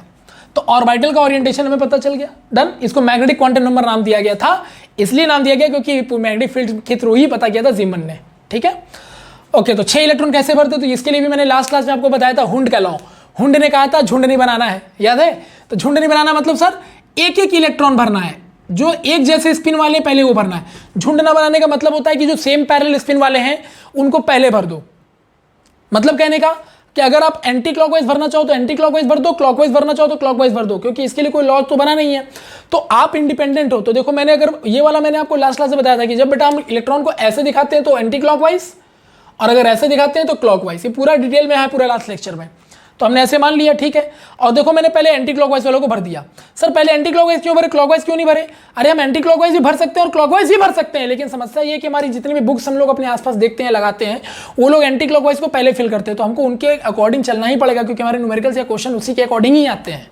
नहीं तो ये हम इंडिपेंडेंसी है हमारे पास, हमें पता है कि ये इंडिपेंडेंसी है कि हम चाहें तो पहले क्लॉकवाइज भर दें। ठीक है, खैर। तो भैया पहले मैंने एंटी क्लॉकवाइज भर दिया। अब after the same parallel spin जब फिल हो जाएगा तब झुंड बनाओगे, यानी तब तुम क्लॉकवाइज वाले भरने शुरू करोगे। ये देखो, this is the pattern to fill the electrons. ये मैंने लास्ट लेक्चर में पूरा डिटेल में बताया। Now the question is symmetricity क्या कहता है? सिमेट्रिसिटी कहता है कि अगर इस इलेक्ट्रॉन में 2 इलेक्ट्रॉन, इस ऑर्बिटल में 2 इलेक्ट्रॉन, इस ऑर्बिटल में 2 इलेक्ट्रॉन, तो यानी दोनों इलेक्ट्रॉन अपोजिट स्पिन में घूम रहे हैं, क्लॉकवाइज एंटी क्लॉकवाइज, तो ये तो तय है कि जितनी एनर्जी इसकी होगी वही सेम एनर्जी इसकी होगी और वही सेम एनर्जी बेटा इसकी भी होगी। डन। तो जब तीनों ऑर्बिटल सेम एनर्जी में आ जाते हैं तो इसको कहा जाता है डिजेनरेट ऑर्बिटल्स। क्या कहते हैं बताओ? Degenerate orbitals. ये वर्ड आपने कई बार सुना भी होगा। These are called degenerate orbitals. Degenerate orbitals का मतलब इनकी एनर्जी लेवल कैसे है तीनों के बताओ? सेम है। डन। और जब इलेक्ट्रॉन अपने नॉर्मल सिचुएशन में जैसे है वैसे भर दिया गया, इलेक्ट्रॉन यहां से निकल के कहीं दूसरी जगह नहीं निकाला गया, जैसा था एज इट इज भर दिया ना, तो इसको कहा जाता है कि इलेक्ट्रॉन सब किस कंडीशन पे बताओ? ग्राउंड स्टेट पर। ठीक है बेटा, ग्राउंड स्टेट पर। इसको किससे रिप्रेजेंट करते हैं? T2G से। T2G ग्रुप सिमेट्रिक थ्योरी में पता चलेगा जब बीटेक और बीएससी ग्रेजुएशन में जाओगे तब। सो this is all about the thing. अब डिजेनरेट ऑर्बिटल होने का क्या मतलब है? कि इनकी एनर्जी लेवल सेम है। अगर इनका एनर्जी लेवल सेम है तो इसका मतलब this is a higher stable orbital ever and this is a higher situation ever. क्योंकि जब सिमेट्रिसिटी होती है तो सबकी एनर्जी बराबर हो जाती है, तो कोई लड़ाई झगड़ा नहीं होता, तो कंपाउंड क्या रह जाता है? कि स्टेबल कंडीशन में चला जाता है। लड़ाई झगड़ा कब होता है? जब एक की एनर्जी ज्यादा है, एक की कम हो जाए, तो फिर लड़ाई झगड़ा होता है कि जिसकी एनर्जी ज्यादा हो पहले निकलेगा। ये सब चीजें होती हैं। लेकिन अगर तीनों की एनर्जी तुमने सेम कर दी, डिजेनरेट कर दी, तो उस केस में वहां पर इलेक्ट्रॉनों के मूवमेंट की कोई पॉसिबिलिटीज नहीं है। ऐसे में सबकी एनर्जी बराबर, तो this is called symmetric theory. Is it clear? तो ये याद रखिएगा, दिस इज कॉल्ड डिजेनरेसी। इसी को डिजेनरेसी कहा जाता है, डिजेनरेसी ऑफ ऑर्बिटल्स। तो ऑर्बिटल डिजेनरेट क्यों होते हैं? क्योंकि वो सेम एनर्जी लेवल पे अरेंज हो जाते हैं। अरे आप भी एज ए इंसान समझो ना, आप अपने आप को इलेक्ट्रॉन समझ लो। अगर आप दो भाई हो और आपको लगता है कि दोनों भाई का इनकम सेम है, ठीक है, दोनों की एग्जैक्टली इनकम सेम है, सब कुछ सेम है, तो ऐसे में लड़ाई झगड़े होने के चांसेस कम है, वहां पर सेटिस्फेक्शन ज्यादा रहेगा। लेकिन अगर दो में से कोई एक ज्यादा कमा रहा है, एक कम कमा रहा है ना, तो वहां पर क्या होगा? एक मतलब जेलसी आ ही जाती है ना। इसी को कहते हैं कि डिजेनरेसी नहीं रहा। तो आप बताओ ज्यादा स्टेबल कब होगी? जब एनर्जी लेवल सेम होगा। डिफरेंट होगा तो नहीं हो पाएगा। तो दैट्स द रीजन कि भैया एनर्जी लेवल दोनों की सिमेट्रिक है, एक्जैक्टली सेम है, इसलिए इसको सिमेट्रिक प्रिंसिपल बोला गया। और ये माना गया कि इस केस में अगर ये स्टेबल है तो देखो ये फुलफिल है, तो फुलफिल बेटा इसलिए स्टेबल हो जाता है। अब यही अगर हाफ फिल कर दें, तो हुंड ने कहा था झुंड नहीं बनाना, तो उसी के अकॉर्डिंग भरोगे। तो पहले एंटी क्लॉकवाइज मान लो तीनों में भर दिए। अब तीन ही इलेक्ट्रॉन भरने थे ना बेटा, तो तीन भर दिए मैंने। अब इस बार भी देखो, इसमें भी एक ही इलेक्ट्रॉन है, तो उसकी एनर्जी बराबर इसकी एनर्जी बराबर इसकी एनर्जी, तीनों की एनर्जी फिर यहां बराबर हो गई, क्योंकि तीनों में सेम इलेक्ट्रॉन है। तो ऐसे में फिर से तीनों में अगर इलेक्ट्रॉन सेम है, तो ऐसे में तीनों की एनर्जी लेवल सेम हो गई, तो फिर से ये कैसा ऑर्बिटल हो गया? सारे के सारे बताओ, ये सब डिजेनरेट ऑर्बिटल्स हो गए। और फिर इनमें किसी तरह का फ्लक्चुएशन या किसी तरह का मूवमेंट देखने को नहीं मिलेगा, तो ये अपने आप को स्टेबल फील करेंगे। ठीक है, लेकिन इन दोनों के अलावा अगर मैं ये केस ले लूं बेटा P4, तो जब मैंने P4 ले लिया, तो हुंड ने कहा था झुंड नहीं बनाना, तो पहले सेम वाले भर दिए बेटा, फिर देखो यहां भर दिया। क्या ये डिजेनरेट है? नहीं सर, क्योंकि अब इसकी जो एनर्जी होगी, it is not equal to this energy and not equal to this energy. Am I clear बेटा? तो इन दोनों की एनर्जी सेम है, इसकी एनर्जी डिफरेंट हो गई। तो अब यह ऑर्बिटल जो है डिजेनरेट नहीं रहा। और अगर ये डिजेनरेट नहीं रहा तो पक्का है कि एक की एनर्जी ज्यादा और एक की एनर्जी अगर कम हो जाएगी तो इलेक्ट्रॉन में फ्लक्चुएशन हो जाएगा, कोई भी इलेक्ट्रॉन निकल के बाहर भाग सकता है। किस लिए? स्टेबिलिटी गेन करने के लिए। तो इसका मतलब ये स्टेबल नहीं, तभी तो ऐसा हो रहा है, क्योंकि एनर्जी लेवल डिफरेंस आ गए। तो एनर्जी लेवल का डिफरेंस होगा तो लड़ाई झगड़ा होना ही होना है, तो कंपाउंड अनस्टेबल होना ही होना है। And that's why we can say कि पी ऑर्बिटल या तो हाफ में या तो फुल में ही स्टेबल होता है, क्योंकि यही दो सिचुएशन है जहां पर सिमेट्रिसिटी आती है, ऑर्बिटल हमारा डिजेनरेट होता है। इन दोनों के अलावा किसी भी केस में जाओगे एनर्जी लेवल का डिफरेंस आ जाएगा, जिसकी वजह से लड़ाई झगड़े होंगे, एनर्जी चेंज हो जाएगी और इस वजह से डिजेनरेट नहीं होगा, तो वो इसको स्टेबल हम नहीं कह सकते। तो this is called symmetric principle. यानी अब जब भी कभी चेक करो किसी भी ऑर्बिटल को भरते समय, तो चेक किया सिमेट्रिसिटी है कि नहीं। सिमेट्रिक अगर है, एक जैसे हैं, तो लड़ाई झगड़ा नहीं होना, कंपाउंड स्टेबल है, ऑर्बिटल स्टेबल है। यही कहलाता है सिमेट्रिक प्रिंसिपल। डन। एक तो ये कॉन्सेप्ट हो गया हमारे पास। और डिजेनरेट ऑर्बिटल क्या होता है ये भी तुम्हें समझ में आ गया होगा। और डिजेनरेट ऑर्बिटल की चूंकि एनर्जी लेवल सेम होता है, तो इनकी बॉन्डिंग बनाने की कैपेसिटी भी उतनी ज़्यादा अच्छी नहीं होती, क्योंकि स्टेबल है तो बॉन्ड क्यों बनाए भाई हम? जबरदस्ती काहे अपने आप को स्टेबल करें, अनस्टेबल करें? ठीक है। और दुनिया का कोई भी एटम स्टेबल होना चाहता है, ये आप क्लास 9 से पढ़ते आ रहे हो, और यहाँ जब वो स्टेबल हो जा रहा है तो फिर हम काहे उसको अनस्टेबल करें भाई? इसीलिए ध्यान रखिएगा, हाफ फिल या फुल फिल इन दो सिचुएशन पर ऑर्बिटल हमेशा सिमेट्रिक हो जाते हैं, डिजेनरेट हो जाते हैं और स्टेबल हो जाते हैं। दैट्स अ वे।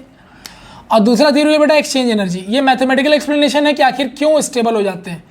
तो वो थ्योरिकल एक्सप्लेनेशन था कि ऐसा क्यों हुआ, मैंने समझा दिया। अब एक्सचेंज एनर्जी कैसे समझाएंगे बेटा? एक्सचेंज एनर्जी को शो करते हैं के से, कैपिटल के से इसको शो कर देते हैं। ध्यान रखिएगा के से शेल भी रिप्रेजेंट होता है, लेकिन कंफ्यूज मत होइएगा, इट इज कॉल्ड कैपिटल के ऑल्सो। एक्सचेंज एनर्जी कैसे निकलता है सर? तो अगर आपको एक्सचेंज एनर्जी निकालना है तो बताया गया n-1/2k ठीक है बेटा, ये एक्सचेंज एनर्जी का फॉर्मूला। तो के यहां पर क्या बता रहा है, एक्सचेंज एनर्जी को बता रहा है, ठीक है। और एन यहां पर क्या है, तो एन बता रहा है same parallel spin value. Same parallel spin electron मतलब जितने इलेक्ट्रॉन क्लॉकवाइज है वो या फिर जितने एंटी क्लॉकवाइज है वो, उनको उठाना है तुम्हें, ठीक है। सेम पैरेलल स्पिन वालों को ही उठाना है और किसी को नहीं उठाना है, ठीक है। तो जैसे सपोज करो आई वांट टू नो कि D4 का एक्सचेंज एनर्जी कितना है, तो भैया D में कितने ऑर्बिटल होते हैं बताओ, तो D में 5 ऑर्बिटल होते हैं। ये सब मैंने लास्ट सेशन बता रखा है, तो यहाँ बार बार नहीं एक्सप्लेन करूंगा, ठीक है, टाइम वेस्ट होगा। अब D4 भरना है, हुंड ने कहा था झुंड नहीं बनाओ, तो 1 2 3 4 यही हो सकता है ना। झुंड बना देते तो बेटा ये वाला यहां आ जाता, जो कि गलत है। हुंड ने कहा था झुंड नहीं बनाना है। अब इसका एक्सचेंज एनर्जी निकालना भैया, तो इसका एक्सचेंज एनर्जी इक्वल टू, बताओ कितने सेम पैरेलल स्पिन है यहां पर, तो 1 2 3 4, चारों के सेम पैरेलल स्पिन है, तो बेटा एन की वैल्यू कितनी होगी 4, तो 4, फॉर्मूला हमारे पास ये है ना, 4 4 माइनस 1 बाई कितना बेटा 2k, कितना आ गया 4 माइनस 1 3, 3 4 जा 12 बाई 2 6k, ये इसका एक्सचेंज एनर्जी आ गया। k मतलब 1000 मत कर देना यार, ध्यान रखना थोड़ा। अच्छा D5 की एक्सचेंज एनर्जी निकालो तो सर जरा, -2 -1 0 +1 +2 ऑर्बिटल, 5 इलेक्ट्रॉन भरने हैं, तो 1 2 3 4 5 मैंने भर दिए। ये देखो हाफ फिल हो गया, क्योंकि D का पूरा 10 होता है, हाफ 5 होता है। और अगर ये D4 है, ये तो ना तो आधा है ना तो पूरा है। तो आपने जैसा बताया कि हाफ फिल या फुल फिल स्टेबल होता है, तो अगर ये हाफ फिल है तो इसको स्टेबल होना चाहिए D4 से। अभी एक्सचेंज एनर्जी से पता चल जाएगा। तो इसका एक्सचेंज एनर्जी कितना है भैया, तो बताओ इसमें टोटल सेम पैरेलल स्पिन वाले कितने हैं, 5 हैं, तो 5 माइनस 1 बाई 2k कितना आ गया बताओ भाई साहब, 5 माइनस 1 4 4 5 10 बाई 10k आ गया ना। You can C exchange energy किसका ज़्यादा आ रहा है, D5 का। अगर एक्सचेंज एनर्जी ज़्यादा आ रहा है तो more exchange energy for any orbital is called directly proportional to their stability. Thus we can also prove that कि अगर हम स्टेबिलिटी की बात करें तो कौन सा ऑर्बिटल हमारा ज्यादा स्टेबल निकल रहा है, D5 in compare to D4, जो प्रूफ करता है कि हाफ फिल या फुल फिल पर कंपाउंड स्टेबल होता है। इसको मैंने थ्योरेटिकली सिमेट्रिक कंडीशन पे भी बता दी, क्योंकि ये सिमेट्रिक होगा या अनसिमेट्रिक होगा, है ना। और दूसरा एक्सचेंज एनर्जी से भी निकाल के दिखा दिया। तो इस तरह से half fill full fill stability दिया गया। तो इतना आसानी से हम लोग बोल देते ना कि half fill full fill stability concept, कि जो आधा होगा स्टेबल होगा या फुल होगा तो स्टेबल होगा, नहीं तो नहीं स्टेबल होगा। तो क्यों नहीं होगा, so these are the 2 explanations, ठीक है। और एक्सचेंज एनर्जी होता क्या है, तो जैसे बेटा मान लो तुम्हारे पास D के 5 ऑर्बिटल होते हैं ना, -2 -1 0 +1 +2, अब तुमने से 5 इलेक्ट्रॉन भर दिए, तो एक्सचेंज एनर्जी ये बोलता है कि ये वाला मान लो एक इलेक्ट्रॉन तुमने उठा लो, कोई भी रैंडमली कोई एक इलेक्ट्रॉन उठा लो, सपोज करो ये वाला इलेक्ट्रॉन तुमने उठा लिया, तो ये कितनी बार एक्सचेंज कर सकता है दूसरे इलेक्ट्रॉनों के साथ। तो चूंकि स्पिन सेम है ना, तो ये यहां भी जा सकता है, ये यहां भी जा सकता है, ये यहां भी जा सकता है, ये यहां भी जा सकता है, और जहां पर है वहां तो जा ही सकता है।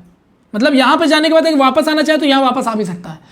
यानी इस इलेक्ट्रॉन को 5 पोजीशन पे अरेंज किया जा सकता है। कितने पोजीशन है बेटा, 5 पोजीशन पे अरेंज किया जा सकता है। यानी इसकी एक्सचेंज वैल्यू कितनी है, 5 हो गई, एनर्जी जितना एक्सचेंज कर रहा है। क्योंकि जब इलेक्ट्रॉन बेटा यहां से यहां ट्रांसफर होगा तो एनर्जी का भी तो एक्सचेंज होगा ना, तो उससे सबसे एनर्जी जितना ज्यादा से ज्यादा एक्सचेंज होगा उतना एक्सचेंज एनर्जी ज्यादा माना जाएगा। यानी जितना इलेक्ट्रॉन को एक्सचेंज होने का मौका मिलेगा, इलेक्ट्रॉन उतना अपने आप को ज्यादा स्टेबल समझेगा, क्योंकि उसके बाद मूव करने के बहुत तरीके हैं। जबकि D4 में चेक करो, तो अगर मान लो तुमने ये वाला इलेक्ट्रॉन पकड़ लिया बेटा, तो इसकी एक्सचेंज एनर्जी कितनी है, 1 2 3, और यहां पर आने के बाद ये चाहे तो यहां भी जा सकता है, तो 4। तो यहां पर ये 4 बार पोजीशन खाली चेंज कर सकता है, बाकी ये 5 बार कर सकता है। सर ये खाली है, इसमें क्यों नहीं, अगर यहां भर देंगे तो हुंड का रूल गलत हो जाएगा, ठीक है। तो यहां एक्सचेंज एनर्जी 4 टाइम है, यहां 5 बार है। तो now you can imagine about that कि भैया किसकी एक्सचेंज एनर्जी ज्यादा है, तो एक्सचेंज एनर्जी इसकी ज्यादा ना कि इसकी ज्यादा है। तो ये थ्योरेटिकली एक्सप्लेन हो गया, और यहां मैथमेटिकली भी कैलकुलेट कर लिया कि भैया कैसे एक्सचेंज एनर्जी निकलता है। तो एक्सचेंज एनर्जी आपको ये बताता है कि इलेक्ट्रॉन के पास कितने ऐसे ऑर्बिटल्स हैं जिसमें वो अपने जैसे स्पिन के अकॉर्डिंग एक्सचेंज हो सकता है। क्योंकि अगर इसका स्पिन सेम और इसका भी स्पिन सेम है तो एक्सचेंज किया जा सकता है, सेम के साथ सेम का एक्सचेंज हो सकता है। तो इसलिए जितने एक्सचेंज हो, जितनी बार अपने आप को एक्सचेंज करेगा उसकी प्रोबेबिलिटी उतनी ज़्यादा होगी पाए जाने की। तो ऐसे में इलेक्ट्रॉन के पाए जाने की जो प्रोबेबिलिटी होगी बढ़ जाएगी। इससे अंदाजा लग जाएगा कि इलेक्ट्रॉन की जो स्टेबिलिटी है, उस सिचुएशन है कि हमारा इलेक्ट्रॉन के पाए जाने की पॉसिबिलिटी इन्हीं में से कहीं होनी चाहिए। इससे इलेक्ट्रॉन के स्टेबिलिटी का अंदाजा लग जाता है कि हम इलेक्ट्रॉन को एक एक्यूरेट कंडीशन पर डिफाइन कर पा रहे हैं, ठीक है। और जितना उसके बाद मूवमेंट का चांसेस कम होगा उतनी उसकी स्टेबिलिटी कम हो जाएगी। Am I clear? चलो क्योंकि आपको पता ना कि एक्सचेंज होने में एनर्जी लॉस होगा तो पोटेंशियल एनर्जी बढ़ता है उससे। पोटेंशियल एनर्जी का सॉरी एक्सचेंज एनर्जी में एनर्जी लॉस होगा तो पोटेंशियल एनर्जी घटता है बेटा, और पोटेंशियल एनर्जी घटने का मतलब है स्टेबिलिटी का बढ़ना। ठीक है, ओके। सो अब समझ में आ गया half fill full fill stability theory क्या होता है और कैसे काम करता है। चलो बहुत अच्छे। तो जब भी आपको फील होगी किसी भी ऑर्बिटल में पता करना है कि भैया स्टेबल है कि नहीं, तो क्या करोगे, एक्सचेंज एनर्जी निकाल दोगे, simple. Okay sir, now we can move further. Sir अब हमें समझ में आ गया कि भैया हाफ फिल फुल फिल का भी ध्यान रखना है इलेक्ट्रॉनिक कॉन्फ़िगरेशन करते समय। तो जैसे बेटा हमारे पास आया क्रोमियम 24, अब इसका कॉन्फ़िगरेशन लिखना था तो मैंने लिखा 1s2 2s2 2p6 3s2 3p6 4s2 3d4। You can check 24 electron मैंने भर दिए बेटा। लेकिन अगर आप ये करके जाते हो तो एग्जाम में आपके नंबर 0 हो जाएंगे, टीचर काट देगा। क्यों? अरे इसलिए काट देगा कि उसको दिख रहा, देखो ना लास्ट में, देखो ना यार, लास्ट में ध्यान से देखो ना, क्या देखना है। अरे सर ये देखो ना पूरा भरा हुआ है, तो इनका तो भैया जो फुलफिल होते हैं वो तो हाईली स्टेबल वैसे भी होते हैं, और 4s भी पूरा भरा हुआ ये भी स्टेबल है, लेकिन डी में प्रॉब्लम है। और हम क्या चाहते हैं कि कोई भी चीज़ को हम डिफाइन करें तो स्टेबिलिटी के साथ। तो क्या हम ऐसा कर सकते हैं? तो ये देखने पे पता चल जाएगा। जैसे देखो बेटा 4s2 के 2 इलेक्ट्रॉन होंगे ऐसे भरे हुए, क्योंकि s में एक ऑर्बिटल होता है बेटा, क्योंकि s ऑर्बिटल सिमेट्रिक होता है तो इसमें मैग्नेटिक इफेक्ट नहीं लग पाया था जीमन का, तो इसलिए टोटल एक ही ऑर्बिटल निकला था, डिफ्लेक्शन ही नहीं हुआ। p में d में 5 ऑर्बिटल होते हैं बेटा, 1 2 3 4 इलेक्ट्रॉन अपने ऐसे भरे हुए हैं। ठीक है, ध्यान दीजिएगा, सही है। अब हमें पता है ये फुल स्टेबल हो ना, तो ये फुल है ना तो ये हाफ है। लेकिन अगर हम चाहें तो थोड़ी एनर्जी लगा के, अभी तो ये किस में बेटा बताओ, ग्राउंड स्टेट पर है, क्योंकि जब इलेक्ट्रॉन एज इट इज भरा जाता है तो कौन सा स्टेट होता है बेटा, T2G यानी ग्राउंड स्टेट। थोड़ी सी एनर्जी लगा के मैंने एक इलेक्ट्रॉन को निकाल के बाहर फेंक दिया। ऐसा क्यों किया सर? अच्छा खासा बैठा था, फिर जबरदस्ती परेशान क्यों किया? तो देखो बेटा 2 से ये 1 हो गया, फुलफिल से हाफ फिल हो गया, फुलफिल से हाफ फिल हो गया, और ये भी स्टेबिलिटी स्टेबल होता है, क्योंकि अभी half fill fulfil stability concept आपने सीखा है। तो ये अगर स्टेबल है तो ये भी स्टेबल है, तो देयर इज नो इशू। हम ऐसा इलेक्ट्रॉन निकाल देंगे तो कोई फर्क नहीं पड़ना चाहिए, क्योंकि स्टेबिलिटी तो मेंटेन है ना यार। और ये जो इलेक्ट्रॉन तुमने निकाल के फेंका, भर दिया। सर आपने तो क्लॉकवाइज वालों को निकाल के फेंका, तो वहां पर आप एंटी क्लॉकवाइज क्यों कर रहे हो? बेटा हम एंटी क्लॉकवाइज ही करेंगे। रीजन क्या है कि अगर एंटी क्लॉकवाइज की जगह क्लॉकवाइज कर देंगे तो जैसा है एज इट इज वहां डाल देंगे तो हुंड का रूल गलत हो जाएगा। हुंड ने क्या कहा था, सेम स्पिन वाले पहले भरेंगे। अगेन हो गया सर। तो ये इलेक्ट्रॉन यहां से निकाल के यहां डाल दिया गया। ये सब क्या है? इमेजिनेशन, विजुअलाइजेशन चल रहा है। दैट इज करेक्ट और not, no one no is, बस एक चल रहा है सिचुएशन। अभी क्लॉकवाइज को एंटी क्लॉकवाइज कैसे किया होगा, तो इसके भी तरीके हैं। अरे इलेक्ट्रॉन क्लॉकवाइज है, मान लो हमने बहुत ज़्यादा हाई इलेक्ट्रॉन डेंसिटी वाला कोई चीज़ लाया, तो इलेक्ट्रॉन माइनस चार्ज होता है 1.6 × 10⁻19 कूलम, और यहाँ हाई चार्ज वाला माइनस का चलिए तो रिपल्सन पड़ेगा तो घूम जाएगा ऐसे। तो यही किया गया है इसमें। ठीक है, मतलब इलेक्ट्रॉन ऐसे था, मान लो clockwise high density minus charge का कोई लेके आया, उसमें भाई 2 सेम चार्ज, इलेक्ट्रॉन भी नेगेटिव, हाई चार्ज वाला भी नेगेटिव, रिपल्सन हो तो जीतेगा कौन, जिसका ज़्यादा पावरफुल फोर्स होगा। तो इसने धक्का मारा, इलेक्ट्रॉन घूम गया खट से। बहुत दूर की चीज़ है, बता दिया। फिर भी फिलहाल इससे फायदा, अरे ये 3d5 हो गया। अब देखो d4 से d5 हो गया बेटा, हाफ फिल स्टेबल हुआ कि नहीं हुआ? Yes sir. अब ये कौन सा स्टेट हो गया बेटा? Excited state. क्यों बोला इसको एक्साइटेड? क्योंकि यहां पर इलेक्ट्रॉन का मूवमेंट हुआ एक ऑर्बिटल से दूसरे में, तो बिना एनर्जी के तो हुआ नहीं हुआ, तो तुमने एक्साइट किया उसको। तो अब आप मुझे बताओ, ये ज़्यादा आपको बेटर लग रहा है या ये ज़्यादा बेटर लग रहा है? सर ये बेटर है, क्योंकि इसमें क्या है ना सर, ये भी स्टेबल और ये भी स्टेबल है, जबकि यहाँ एक स्टेबल था दूसरा अनस्टेबल था, जो कि सही नहीं है। तो इसीलिए इसके बेटा कॉन्फ़िगरेशन में d4 की जगह यहाँ पर d5 करके s से एक इलेक्ट्रॉन निकाल दिया जाता है, और इस तरह से कॉन्फ़िगरेशन आपका राइट हो जाता है। ये है बेटा half fill full fill stability concept का कॉन्सेप्ट, कि हम समझ चुके हैं कि हम कब कब स्टेबल कर सकते हैं।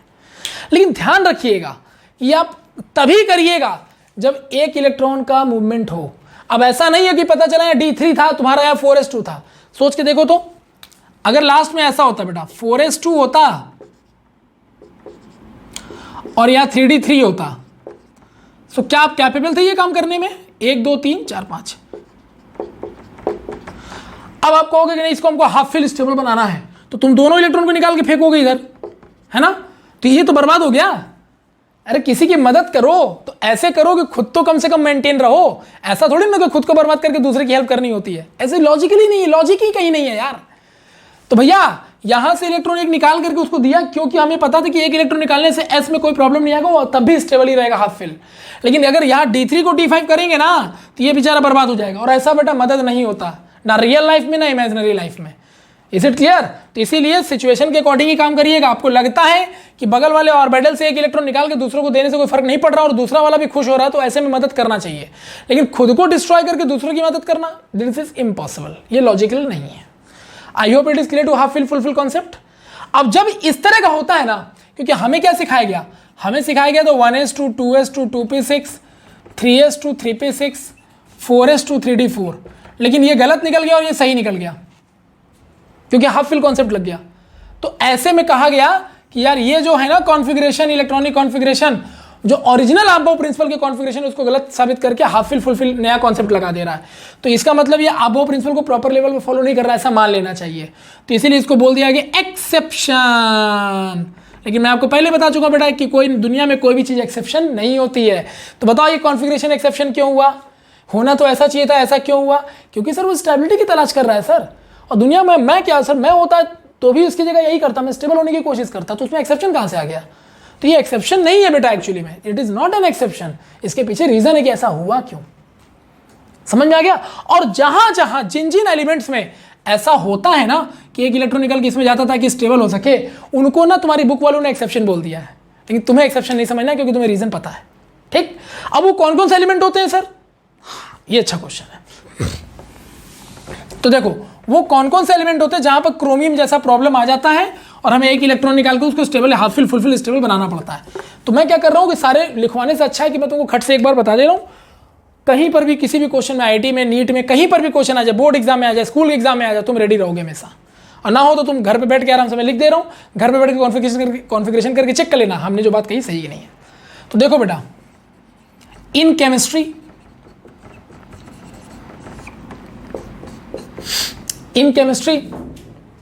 अगर आपको पता करना है कि कितने ऐसे एलिमेंट जो मतलब कि कॉन्फ़िगरेशन के रियल फॉर्मेट को फॉलो नहीं करके हाफ फिल फुलफिल वाले की वजह से चेंज हो जाते हैं, तो इनको आप एक्सेप्शन बोलते हो। तो इसको मैं क्या कर रहा हूं, अपने मिस्ट्री पॉइंट के अंदर डाल दे रहा हूं। मिस्ट्री पॉइंट का मतलब सबसे इंपॉर्टेंट पॉइंट एवर, ठीक है? This is one of the most important point ever.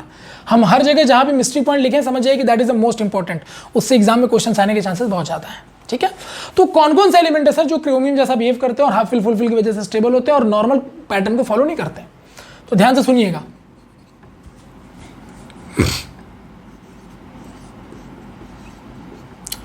निब्बा,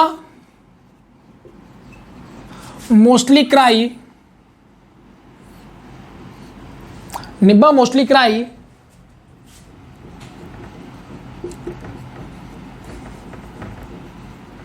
क्योंकि टेक केयर, क्योंकि टेक केयर करने वाली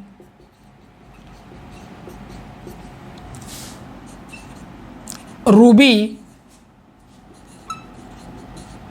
नहीं रही, क्योंकि टेक केयर करने वाली रूबी नहीं रही,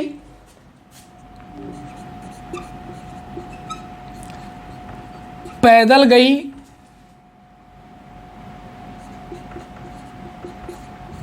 गाड़ी लाई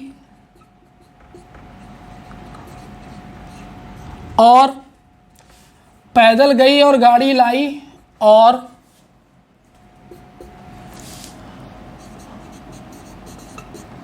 सोना चांदी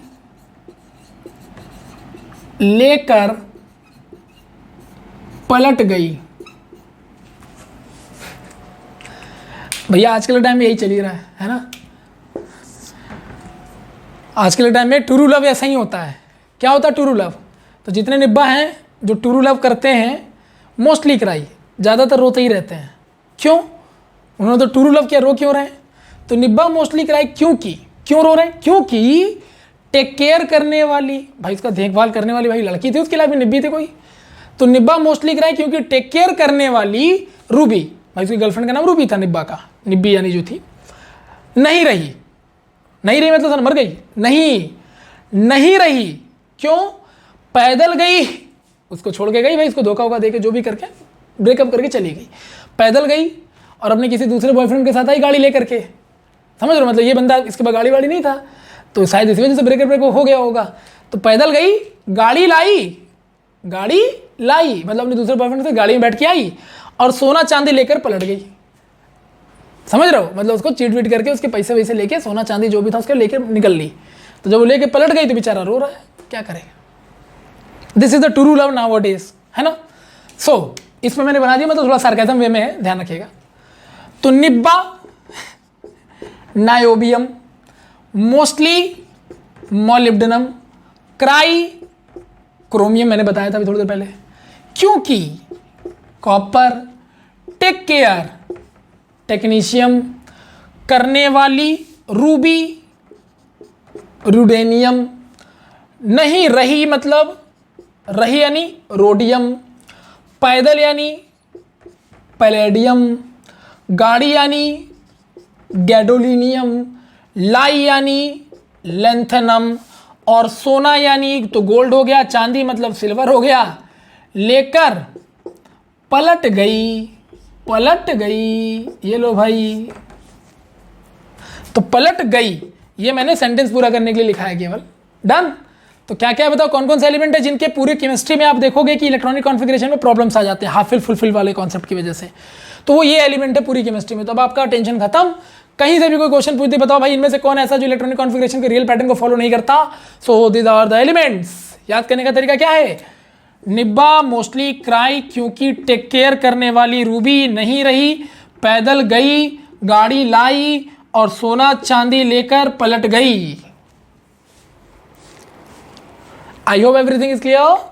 सो निब्बा मतलब बेटा नायोबियम, मोस्टली यानी मॉलिब्डेनम, क्राई यानी क्रोमियम, क्योंकि यानी कॉपर, टेक केयर यानी टेक्नीशियम, रूबी यानी रुदेनियम, रही यानी नहीं रही यानी रोडियम, पैदल यानी पैलेडियम, गाड़ी यानी गैडोलिनियम, लाई यानी लेंथनम, सोना यानी गोल्ड, तो एयू चांदी यानी एजी होता ही है, लेकिन पलट गई, पलटना मतलब प्लैटिनम।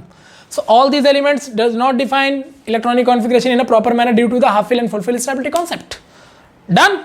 एक बार में सारा निपटा दिया, काम खत्म। चलो भाई, so this is all about the thing जिसके बारे में मैं बात कर रहा था आपसे। इलेक्ट्रॉनिक कॉन्फ़िगरेशन क्या था, पूरा कॉन्सेप्ट आपको इलेक्ट्रॉनिक कॉन्फ़िगरेशन का वन टाइम में खत्म कर दिया।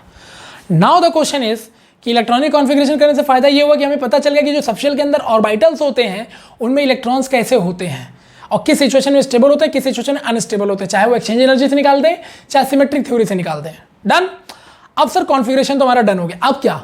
तो भैया कॉन्फ़िगरेशन से तुम्हें ये हेल्प मिल गई कि तुम ऑर्बिटल तक पहुंच चुके हो ना, ऑर्बिटल में कितने कितने इलेक्ट्रॉन वो भी जान चुके हो, तो क्यों नहीं तुम अब इलेक्ट्रॉन के बारे में पता कर लेते हो, क्योंकि ऑर्बिटल ही तो वो जगह है जहां पर इलेक्ट्रॉन के पाए जाने की पॉसिबिलिटी सबसे ज्यादा है। तो जब तुमको सब कुछ पता है कि शेल क्या है, सब शेल क्या है, उसके अंदर ऑर्बिटल कैसे होते हैं, इलेक्ट्रॉन कैसे घूमते हैं, क्लॉकवाइज एंटी क्लॉकवाइज, सब कुछ बता रखा है लास्ट लेक्चर में और आज यहाँ भी बताया कॉन्फ़िगरेशन के थ्रू। तो सर अब हम इलेक्ट्रॉन सर्च कर सकते हैं क्या? Why not, you can. ठीक है, तो इलेक्ट्रॉन को सर्च करना है अगर एटम के अंदर, तो वेव नेचर मान के आप वेव मान करके सॉल्व नहीं कर सकते या सर्च नहीं कर सकते। क्यों? क्योंकि वेव का लोकेशन बताना बड़ा टफ है, क्योंकि आपको पता है कि हाइजेनबर्ग ने कहा था कि it is impossible to define position as well as the momentum for any tiny particles like electron simultaneously. एक साथ इलेक्ट्रॉन जैसे टाइनी पार्टिकल्स को डिफाइन कर पाना एक ही पोजीशन पे और उसकी वेलोसिटी के साथ डिफाइन कर पाना पॉसिबल नहीं है। इसीलिए हम इलेक्ट्रॉन को वेव नहीं बता सकते, क्योंकि अगर इलेक्ट्रॉन वेव निकाल के उसका लोकेशन पता करेंगे तो उसकी केवल प्रोबेबिलिटी निकल सकती है अकॉर्डिंग टू श्रोडिंगर। तो प्रोबेबिलिटी निकाल के हम कुछ कर नहीं पाएंगे, क्योंकि प्रोबेबिलिटी निकालना हमारे बस की बात नहीं। उसको निकालने के लिए हमको श्रोडिंगर इक्वेशन सॉल्व करना पड़ेगा, जो कि भैया बहुत दूर की चीज़ है। So what is the problem sir? तो फिर क्या करें सर? तो इसका मतलब इलेक्ट्रॉन का लोकेशन अगर पता करना है एटम के अंदर, तो वेव मत मानो, तुम कभी ना कर पाओगे सॉल्व। तो क्या मान लें सर? पार्टिकल, मजबूरी है, कुछ तो मिलेगा। आओ देखते हैं। तो सर इलेक्ट्रॉनों को सर्च करने के लिए हमें क्या चाहिए होगा? Quantum number. क्वांटम नंबर क्या होते हैं सारा लास्ट क्लास में डिस्कस हो चुका है, क्योंकि वही वो 4 रास्ते थे जिनके थ्रू हम इलेक्ट्रॉनों तक पहुंचे थे। तो चलिए सर सब कुछ डन है, तो क्या इलेक्ट्रॉन निकाल सकते हैं? Okay, just take it one example है। देखिए यहां पर एक क्वेश्चन ऐसा दिया गया, और ऐसे क्वेश्चन एग्जाम में बहुत आते हैं। देखिएगा क्वेश्चन है कि एटॉमिक नंबर सोडियम का 11 है, तो हमसे बोल रहा है 9th इलेक्ट्रॉन लोकेशन बताओ। यानी सोडियम का 11 एटॉमिक नंबर होता है, यानी सोडियम में 11 इलेक्ट्रॉन होते हैं, उसमें से उसका जो 9th वाला इलेक्ट्रॉन है ना वो कहां पर है, उसका लोकेशन बता दो। तो लोकेशन बताने का मतलब वो बताओ किस शेल में घूम रहा है, किस सब शेल में घूम रहा है, किस ऑर्बिटल में घूम रहा है, किस डायरेक्शन में घूम रहा है, क्लॉकवाइज की एंटी, सब कुछ बताओ। हमने कहा ओके, अब हम बता सकते हैं क्योंकि मेरे पास सारे रास्ते रेडी हैं। तो चलो भाई, सबसे पहले क्या करना होगा बताओ।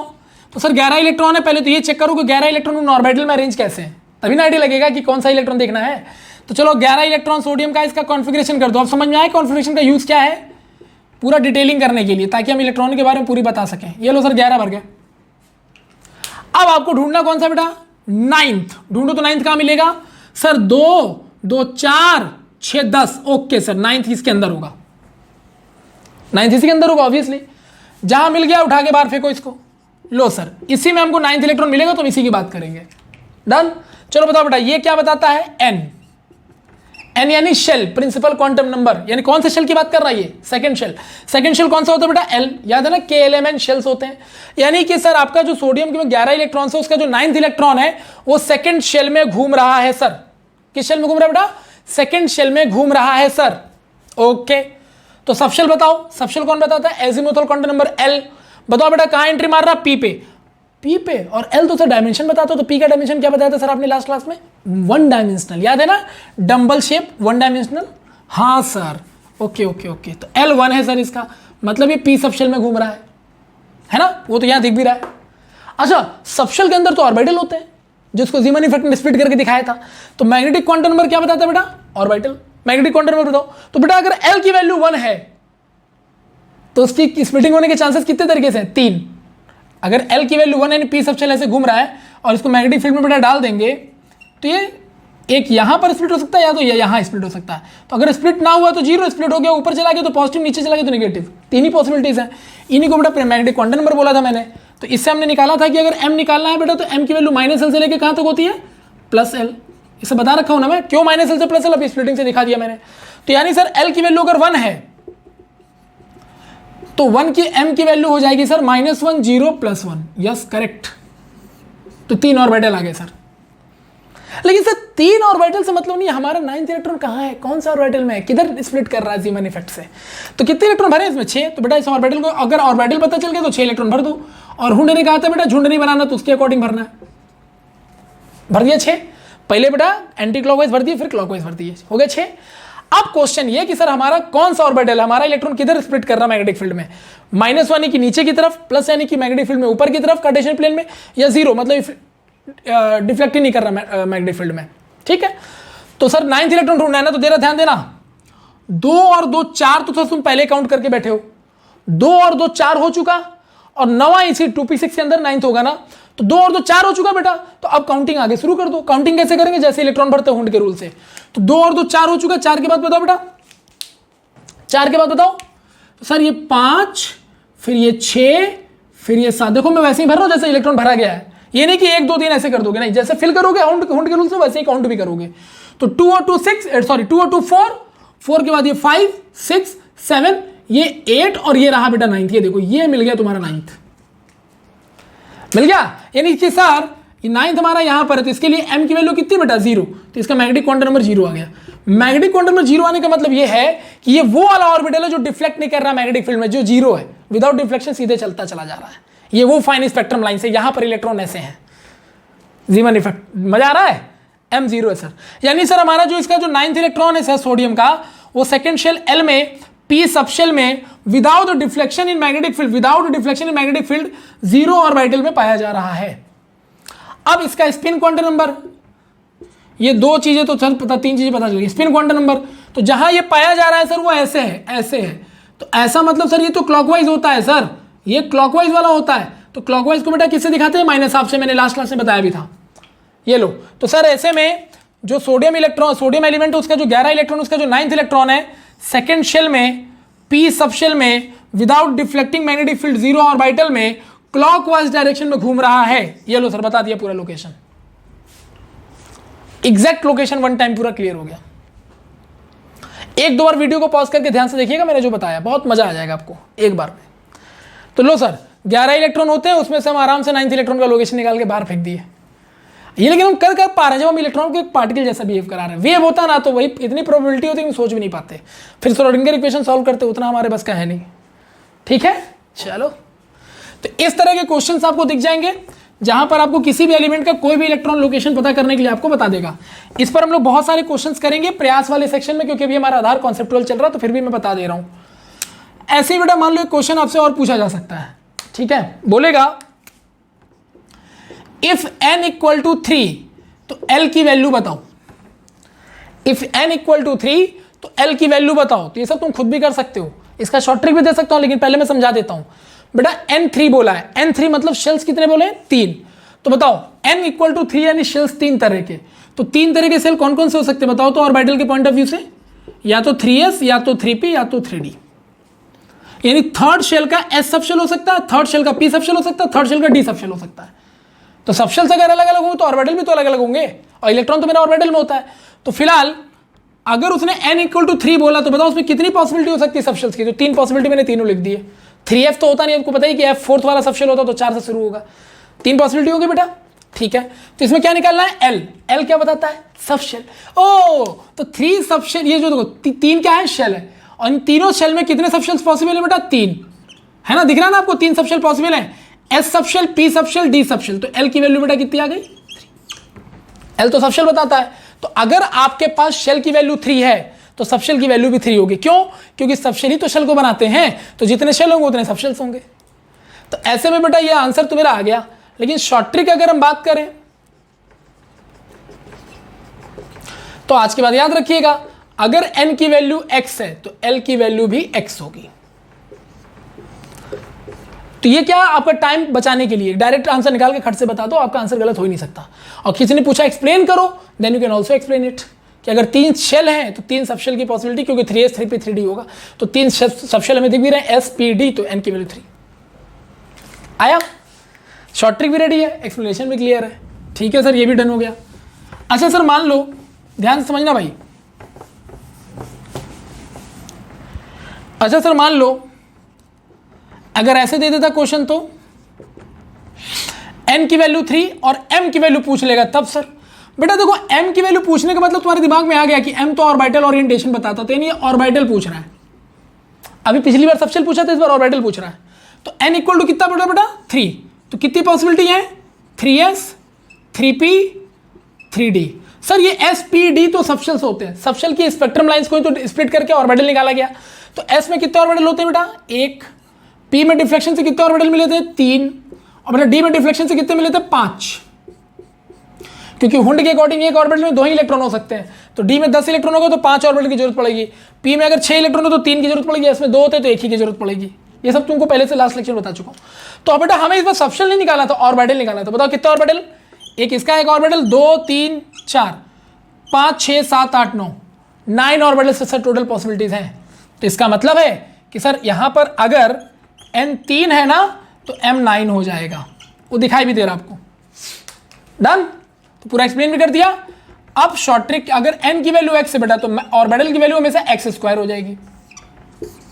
डन, मजा आ रहा है? नोट कर लो, ठीक। तो ऑर्बिटल पूछे, सबशेल पूछे, कुछ भी पूछे, यू कैन डू इट। अच्छा ये भी हो गया, ध्यान से समझना भाई साहब, बड़ी बड़ी चीजें हैं। अच्छा बताओ,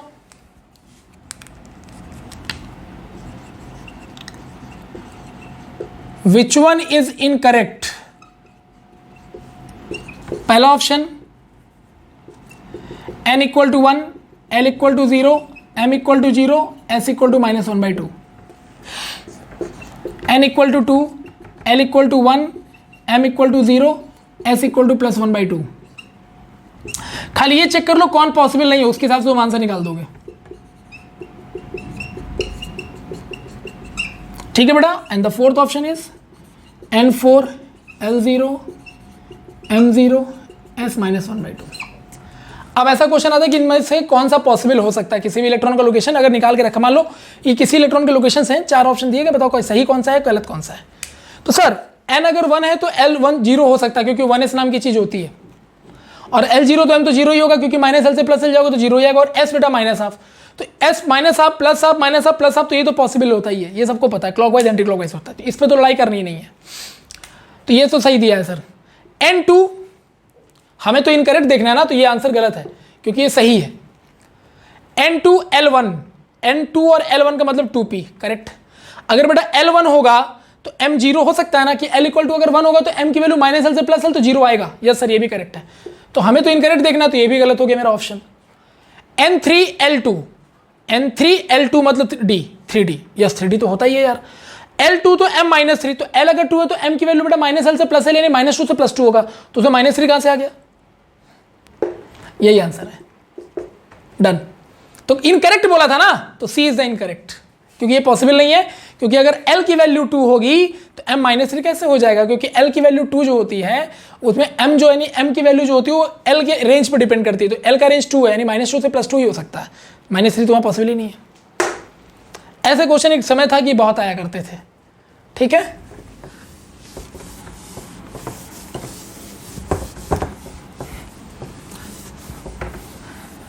आई होप आपको समझ में आ गया होगा कि क्वांटम नंबर से क्वेश्चंस कैसे बनाए जाते हैं, क्योंकि अगर आपको पूरा कॉन्सेप्ट क्लियर है ना तो क्वेश्चन कैसा भी बन जाए यू कैन डू। वो आप मेरे प्रयास वाले सेक्शन में देखोगे, मैं बड़े जबरदस्त तरह के क्वेश्चंस आपको कराऊंगा, प्रैक्टिस कराऊंगा, ठीक है। फिर भी मैंने यहाँ पर डेमो दे दिया इसलिए क्योंकि आपको थोड़ा आइडिया लग जाए कि क्वांटम नंबर से इलेक्ट्रॉन निकलता कैसे है, ताकि आप थोड़ा कॉन्फिडेंट फील करो। फिर प्रयास सेक्शन में आके जब न्यूमेरिकल करेंगे तो आप तुरंत वहाँ खुद बताना सर इसका आंसर ये, इसका आंसर ये, इसका आंसर ये, ठीक है। Okay sir, so this is all about the thing, जो क्वांटम नंबर्स में इलेक्ट्रॉनों के लोकेशन, उसकी पोजीशन और उसका इलेक्ट्रॉनिक कॉन्फ़िगरेशन सब कुछ बता देते हैं। Now the next one is, तभी जब ये क्वांटम नंबर की बात चल रही थी तभी एक लॉ आया था जिसको कहा गया पाउलीज एक्सक्लूजन लॉ। बहुत ही आसान लॉ है ये। कहता क्या है सर? कहता है all four quantum numbers are not same for any two electrons within same orbital, within same orbitals। एक ही ऑर्बिटल के अंदर पाए जाने वाले दोनों इलेक्ट्रॉनों के चारों क्वांटम संख्या सेम नहीं हो सकती। क्लियर? या इसको अगर थोड़ा और इजी लैंग्वेज में, साइंटिफिक लैंग्वेज में बोले, no two electrons within same orbitals are quantized.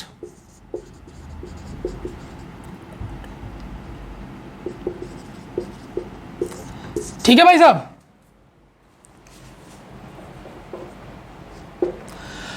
किसी भी दो इलेक्ट्रॉन, कोई भी तुम दो इलेक्ट्रॉन ले लो किसी भी सेम ऑर्बिटल के अंदर, क्योंकि आपको तो पता है कि एक ऑर्बिटल में दो ही इलेक्ट्रॉन होते हैं अकॉर्डिंग टू द हुंड, जो कि दोनों का स्पिन अपोजिट होता है, ठीक।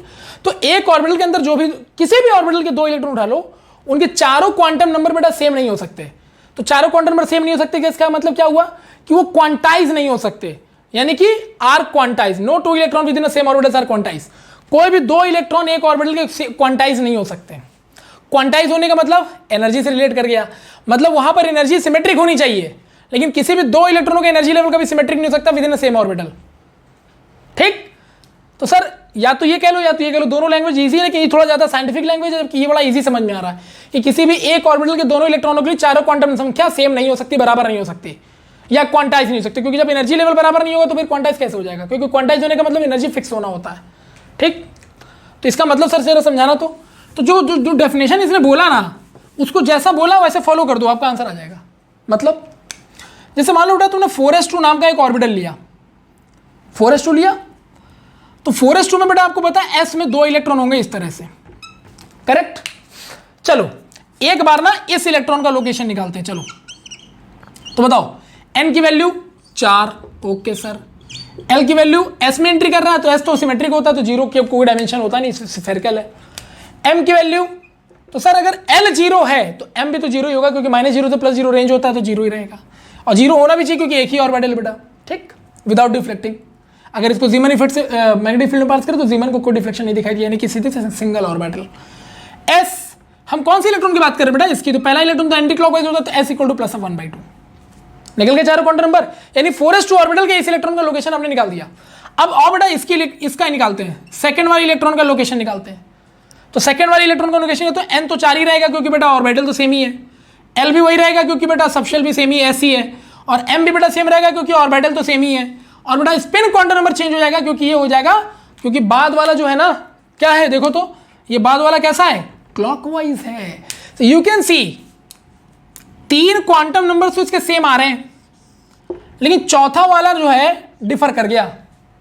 सो this is the way to define the Pauli's exclusion law कि किसी भी एक ऑर्बिटल के दोनों इलेक्ट्रॉनों के लिए चारों क्वांटम संख्याएं बराबर नहीं हो सकती। तो यानी कि क्यों नहीं बराबर हो सकती, क्योंकि एक अगर इलेक्ट्रॉन क्लॉकवाइज घूम रहा है तो एक एंटी क्लॉकवाइज घूम रहा है, तो दोनों अलग अलग लेवल पे घूम रहे हैं, तो दोनों का एनर्जी लेवल अलग अलग होगा, तो ये क्वांटाइज्ड नहीं हो सकते, फिक्स्ड अमाउंट ऑफ एनर्जी को डिफाइन नहीं कर सकते। This is the way to define the Pauli's exclusion law. ठीक है, तो पॉलीज का लॉ क्लियर हो गया, किसी भी एक ऑर्बिटल के दोनों इलेक्ट्रॉनों के लिए चारों क्वांटम संख्याएं बराबर नहीं हो सकती। ठीक है, हाँ एक ऑर्बिटल में अगर दोनों का क्वांटम नंबर बराबर करना तो ऐसे कर दो, लेकिन सर ऐसे तो इलेक्ट्रॉन भरते नहीं, तो ये हुंड का रूल गलत हो जाएगा। यस, यानी पाउलीज एक्सक्लूजन लॉ को जस्टिफाई करना है ना, तो हुंड्स के अकॉर्डिंग इलेक्ट्रॉन भरना पड़ेगा। मतलब कहने का each and every concept are को related with each other in a very very fine manner. Done भाई, चारों क्वांटम में बराबर कब आएंगे, जब दोनों इलेक्ट्रॉनों का स्पिन सेम कर दो, तो दोनों क्लॉकवाइज या दोनों एंटी क्लॉकवाइज हो जाएगा, तब बराबर आ जाएंगे। लेकिन ऐसा होना नहीं, क्योंकि हुंड ने कहा था कि भाई एक ऑर्बिटल में 2 इलेक्ट्रॉन अपोजिट स्पिन में रहेगा, तो बराबर तो हो ही नहीं सकता। तो remember that Pauli's exclusion law and the Hund's are को रिलेटेड विद ईच अदर। अगर हुंड्स का रूल अगर वैलिड हो रहा है, तभी पाउलीज का रूल के बारे में आप सही सोच सकते हो कि हाँ ये सही एग्जिस्ट करेगा। अगर हुंड्स का रूल तुम्हारा गलत हो रहा है, तुमने हुंड की झुंड बना दिया, जबकि हुंड ने कहा था झुंड नहीं बनाना, तुमने अगर झुंड बना दिया, हुंड का रूल फॉलो नहीं किया, तो पाउली लॉ भी गलत होना तय। Is it clear? इससे क्या हो रहा पता है, हर कॉन्सेप्ट एक कॉन्सेप्ट को क्या कर रहा है, सपोर्ट कर रहा है। इससे थोड़ा सा और चीजें क्या हो रही है, हमें और सेटिस्फाइड कर रही चीजें कि हाँ ये हो सकता है। क्योंकि अगर एक बंदा अगर ये बात बोलता है तो आदमी कम मानते हैं, लेकिन 3-4 साइंटिस्ट मिलकर अगर वही बात बोल रहे हैं तो ठीक है, that is okay, acceptable. Okay, चलो भाई, सो पाउलीज एक्सक्लूजन लॉ भी हमारा डन हो गया। Is it clear? तो लो भाई, अब हम एटम के अंदर इलेक्ट्रॉनों का लोकेशन पता कर सकते हैं। बस शर्त यह है कि इलेक्ट्रॉनों को पार्टिकल मान के करेंगे, वेव मान के करेंगे, तो प्रोबेबिलिटी निकालनी पड़ेगी, जिसका कैपेबिलिटी हमारे अंदर नहीं है। हो गया? सो बेटा ये था हमारा आज का 8वां एपिसोड, जिसमें हमने फाइनली 1726 यानी 1726 से चले थे, और अब जाके 1935 में क्वांटम मैकेनिकल मॉडल आने के बाद हम बता पा रहे हैं कि भैया इलेक्ट्रॉन कहाँ होता है। लेकिन उसमें भी पूरा नहीं बता पा रहे, क्योंकि हम इलेक्ट्रॉन को पार्टिकल मान के बता रहे हैं, तो हम बता पा रहे हैं। वो भी सही है कि गलत पता नहीं। क्यों? क्योंकि वेव मैकेनिकल मॉडल ये कहता है कि इलेक्ट्रॉन की लोकेशन को एग्जैक्ट बता पाना पॉसिबल नहीं है, क्योंकि वो एक वेव फॉर्म में है, तो उनकी प्रोबेबिलिटी ही निकल सकती है, एग्जैक्ट लोकेशन नहीं निकल सकता। लेकिन पार्टिकल के फॉर्म में आप निकाल रहे हो, इसका मतलब साफ है कि जो क्वांटम मैकेनिकल मॉडल है वेव नेचर, वो ज्यादा एडवांस है एक्चुअली में। इसका मतलब कि सही बात यही है कि इलेक्ट्रॉन की एग्जैक्ट पोजीशन को बता पाना संभव नहीं है। तो सर ये सब क्यों बता रहा हूँ? सिलेबस हमारा कह रहा है यार कि पार्टिकल मान के पढ़ाओ ना, क्या टेंशन ले रहे हो? 11th का बच्चा दिमाग से ऊपर बाउंस होने लगेगा, फायदा क्या होगा? लेकिन यू नो दैट कि कोई आपसे पूछे कि तुम क्या इलेक्ट्रॉन का लोकेशन निकाले, तो एग्जैक्टली एटम के अंदर, तो तुम क्या बोलोगे? नहीं। उससे पूछो तुम बताओ इलेक्ट्रॉन को क्या मानना है, वो बोलेगा नहीं वेव मान के निकालो, बोलोगे ना हो पाएगा, क्योंकि वेव की प्रोबेबिलिटी निकलती है, एग्जैक्ट लोकेशन नहीं। अच्छा इलेक्ट्रॉन को पार्टिकल मान के निकालो, तो कहोगे हाँ तब हो जाएगा। कैसे? Quantum number. So you have both options. सामने वाला कितना इंटेलेक्चुअली आपसे बात कर रहा है उस पर डिपेंड करता है ये चीज। सामने वाला पार्टिकल मान के बोल रहा है तो क्वांटम नंबर से निकाल डालो, वेव बोलते तो मना ही कर देना, नहीं निकले जाओ। So this is all about the quantum numbers and this is the second last topic of the atomic structure. इन हमारे आखिरी एपिसोड के जस्ट पहले का एपिसोड है। लास्ट एपिसोड 9 नंबर आधार लेक्चर 9 भी हम परसों रिलीज करेंगे, यानी कि वेडनेसडे को रिलीज हो जाएगा, और तब जाकर हमारा एटॉमिक स्ट्रक्चर फाइनली कंप्लीट हो जाएगा। आप बोलोगे सर सबको तो बता दिया आपने, बचा क्या कराने के लिए? बचा ये कि जब हम इलेक्ट्रॉन को वेव मान लेंगे तब उसका लोकेशन कैसे निकालेंगे। अभी तो पार्टिकल से निकाल लिए, वेव का लोकेशन कैसे निकालेंगे? तो सर आप ही तो बोले वेव का लोकेशन कहाँ निकलता है। अरे भैया बहुत नहीं निकलता, लेकिन सिंपल ऑर्बिटल का निकलता है, उसको आईटी ने सिलेबस में डाल रखा है। तो हम एग्जैक्ट लोकेशन तो निकाल नहीं सकते वेव का, तो ग्राफ से निकालेंगे, क्योंकि ग्राफ ही एक ऐसा जरिया जिससे पता चल जाएगा कि उसका जो प्रोबेबिलिटी है कितने एरिया में फैला हुआ है। ठीक है, तो एरिया कर्व डायग्राम बनाएंगे उसका हम लोग वेव नेचर के लिए। तो फिलहाल पार्टिकल नेचर में इलेक्ट्रॉन कैसे निकलता है, उसका लोकेशन क्या होता है, जस्टिफाइड हो गया। Now wait for the next lecture, जहां पर हम बात करेंगे कि इलेक्ट्रॉन को जब वेव माना गया तो उसका लोकेशन कैसे निकाला गया। तो इसके लिए हम लोग मिलते हैं अगली क्लास में। तब तक के लिए बाय बाय, टेक केयर, और इसी तरह से हमारे चैनल को सपोर्ट करते रहिए, अपने लोगों को, अपने दोस्तों के बीच में इसको स्प्रेड करते रहिए। जितना ज़्यादा स्प्रेड करेंगे उतनी अच्छी चीज़ आपको देखने को मिलेंगी। आप चाहो तो अदर यूट्यूब चैनल से हमारे चैनल को कंपेयर कर सकते हो, कंटेंट वाइज कंटेंट आपको फार बेटर मिलेगा यहाँ पर पूरा डिटेल के साथ। और जो भी कॉन्सेप्ट यहाँ दिया जाता है, कोई भी किताबें उठा करके नहीं ये किताब में लिखा है तो मान लो, नहीं, everything is correlated with each other और हर कॉन्सेप्ट को पूरी तरह से जस्टिफाई करने के बाद ही आपको बताया जा रहा है। सो आई थिंक सो ये थोड़ा सा आपको डेप्थ लेवल पे लेके जाया जाने वाला कॉन्सेप्ट है। सो प्लीज हमारे चैनल को सपोर्ट करते रहिए और हमारा साथ देते रहिए। तब तक के लिए बाय बाय, टेक केयर। आप और आप अपनी फैमिली का ध्यान जरूर रखिएगा। मिलते हैं।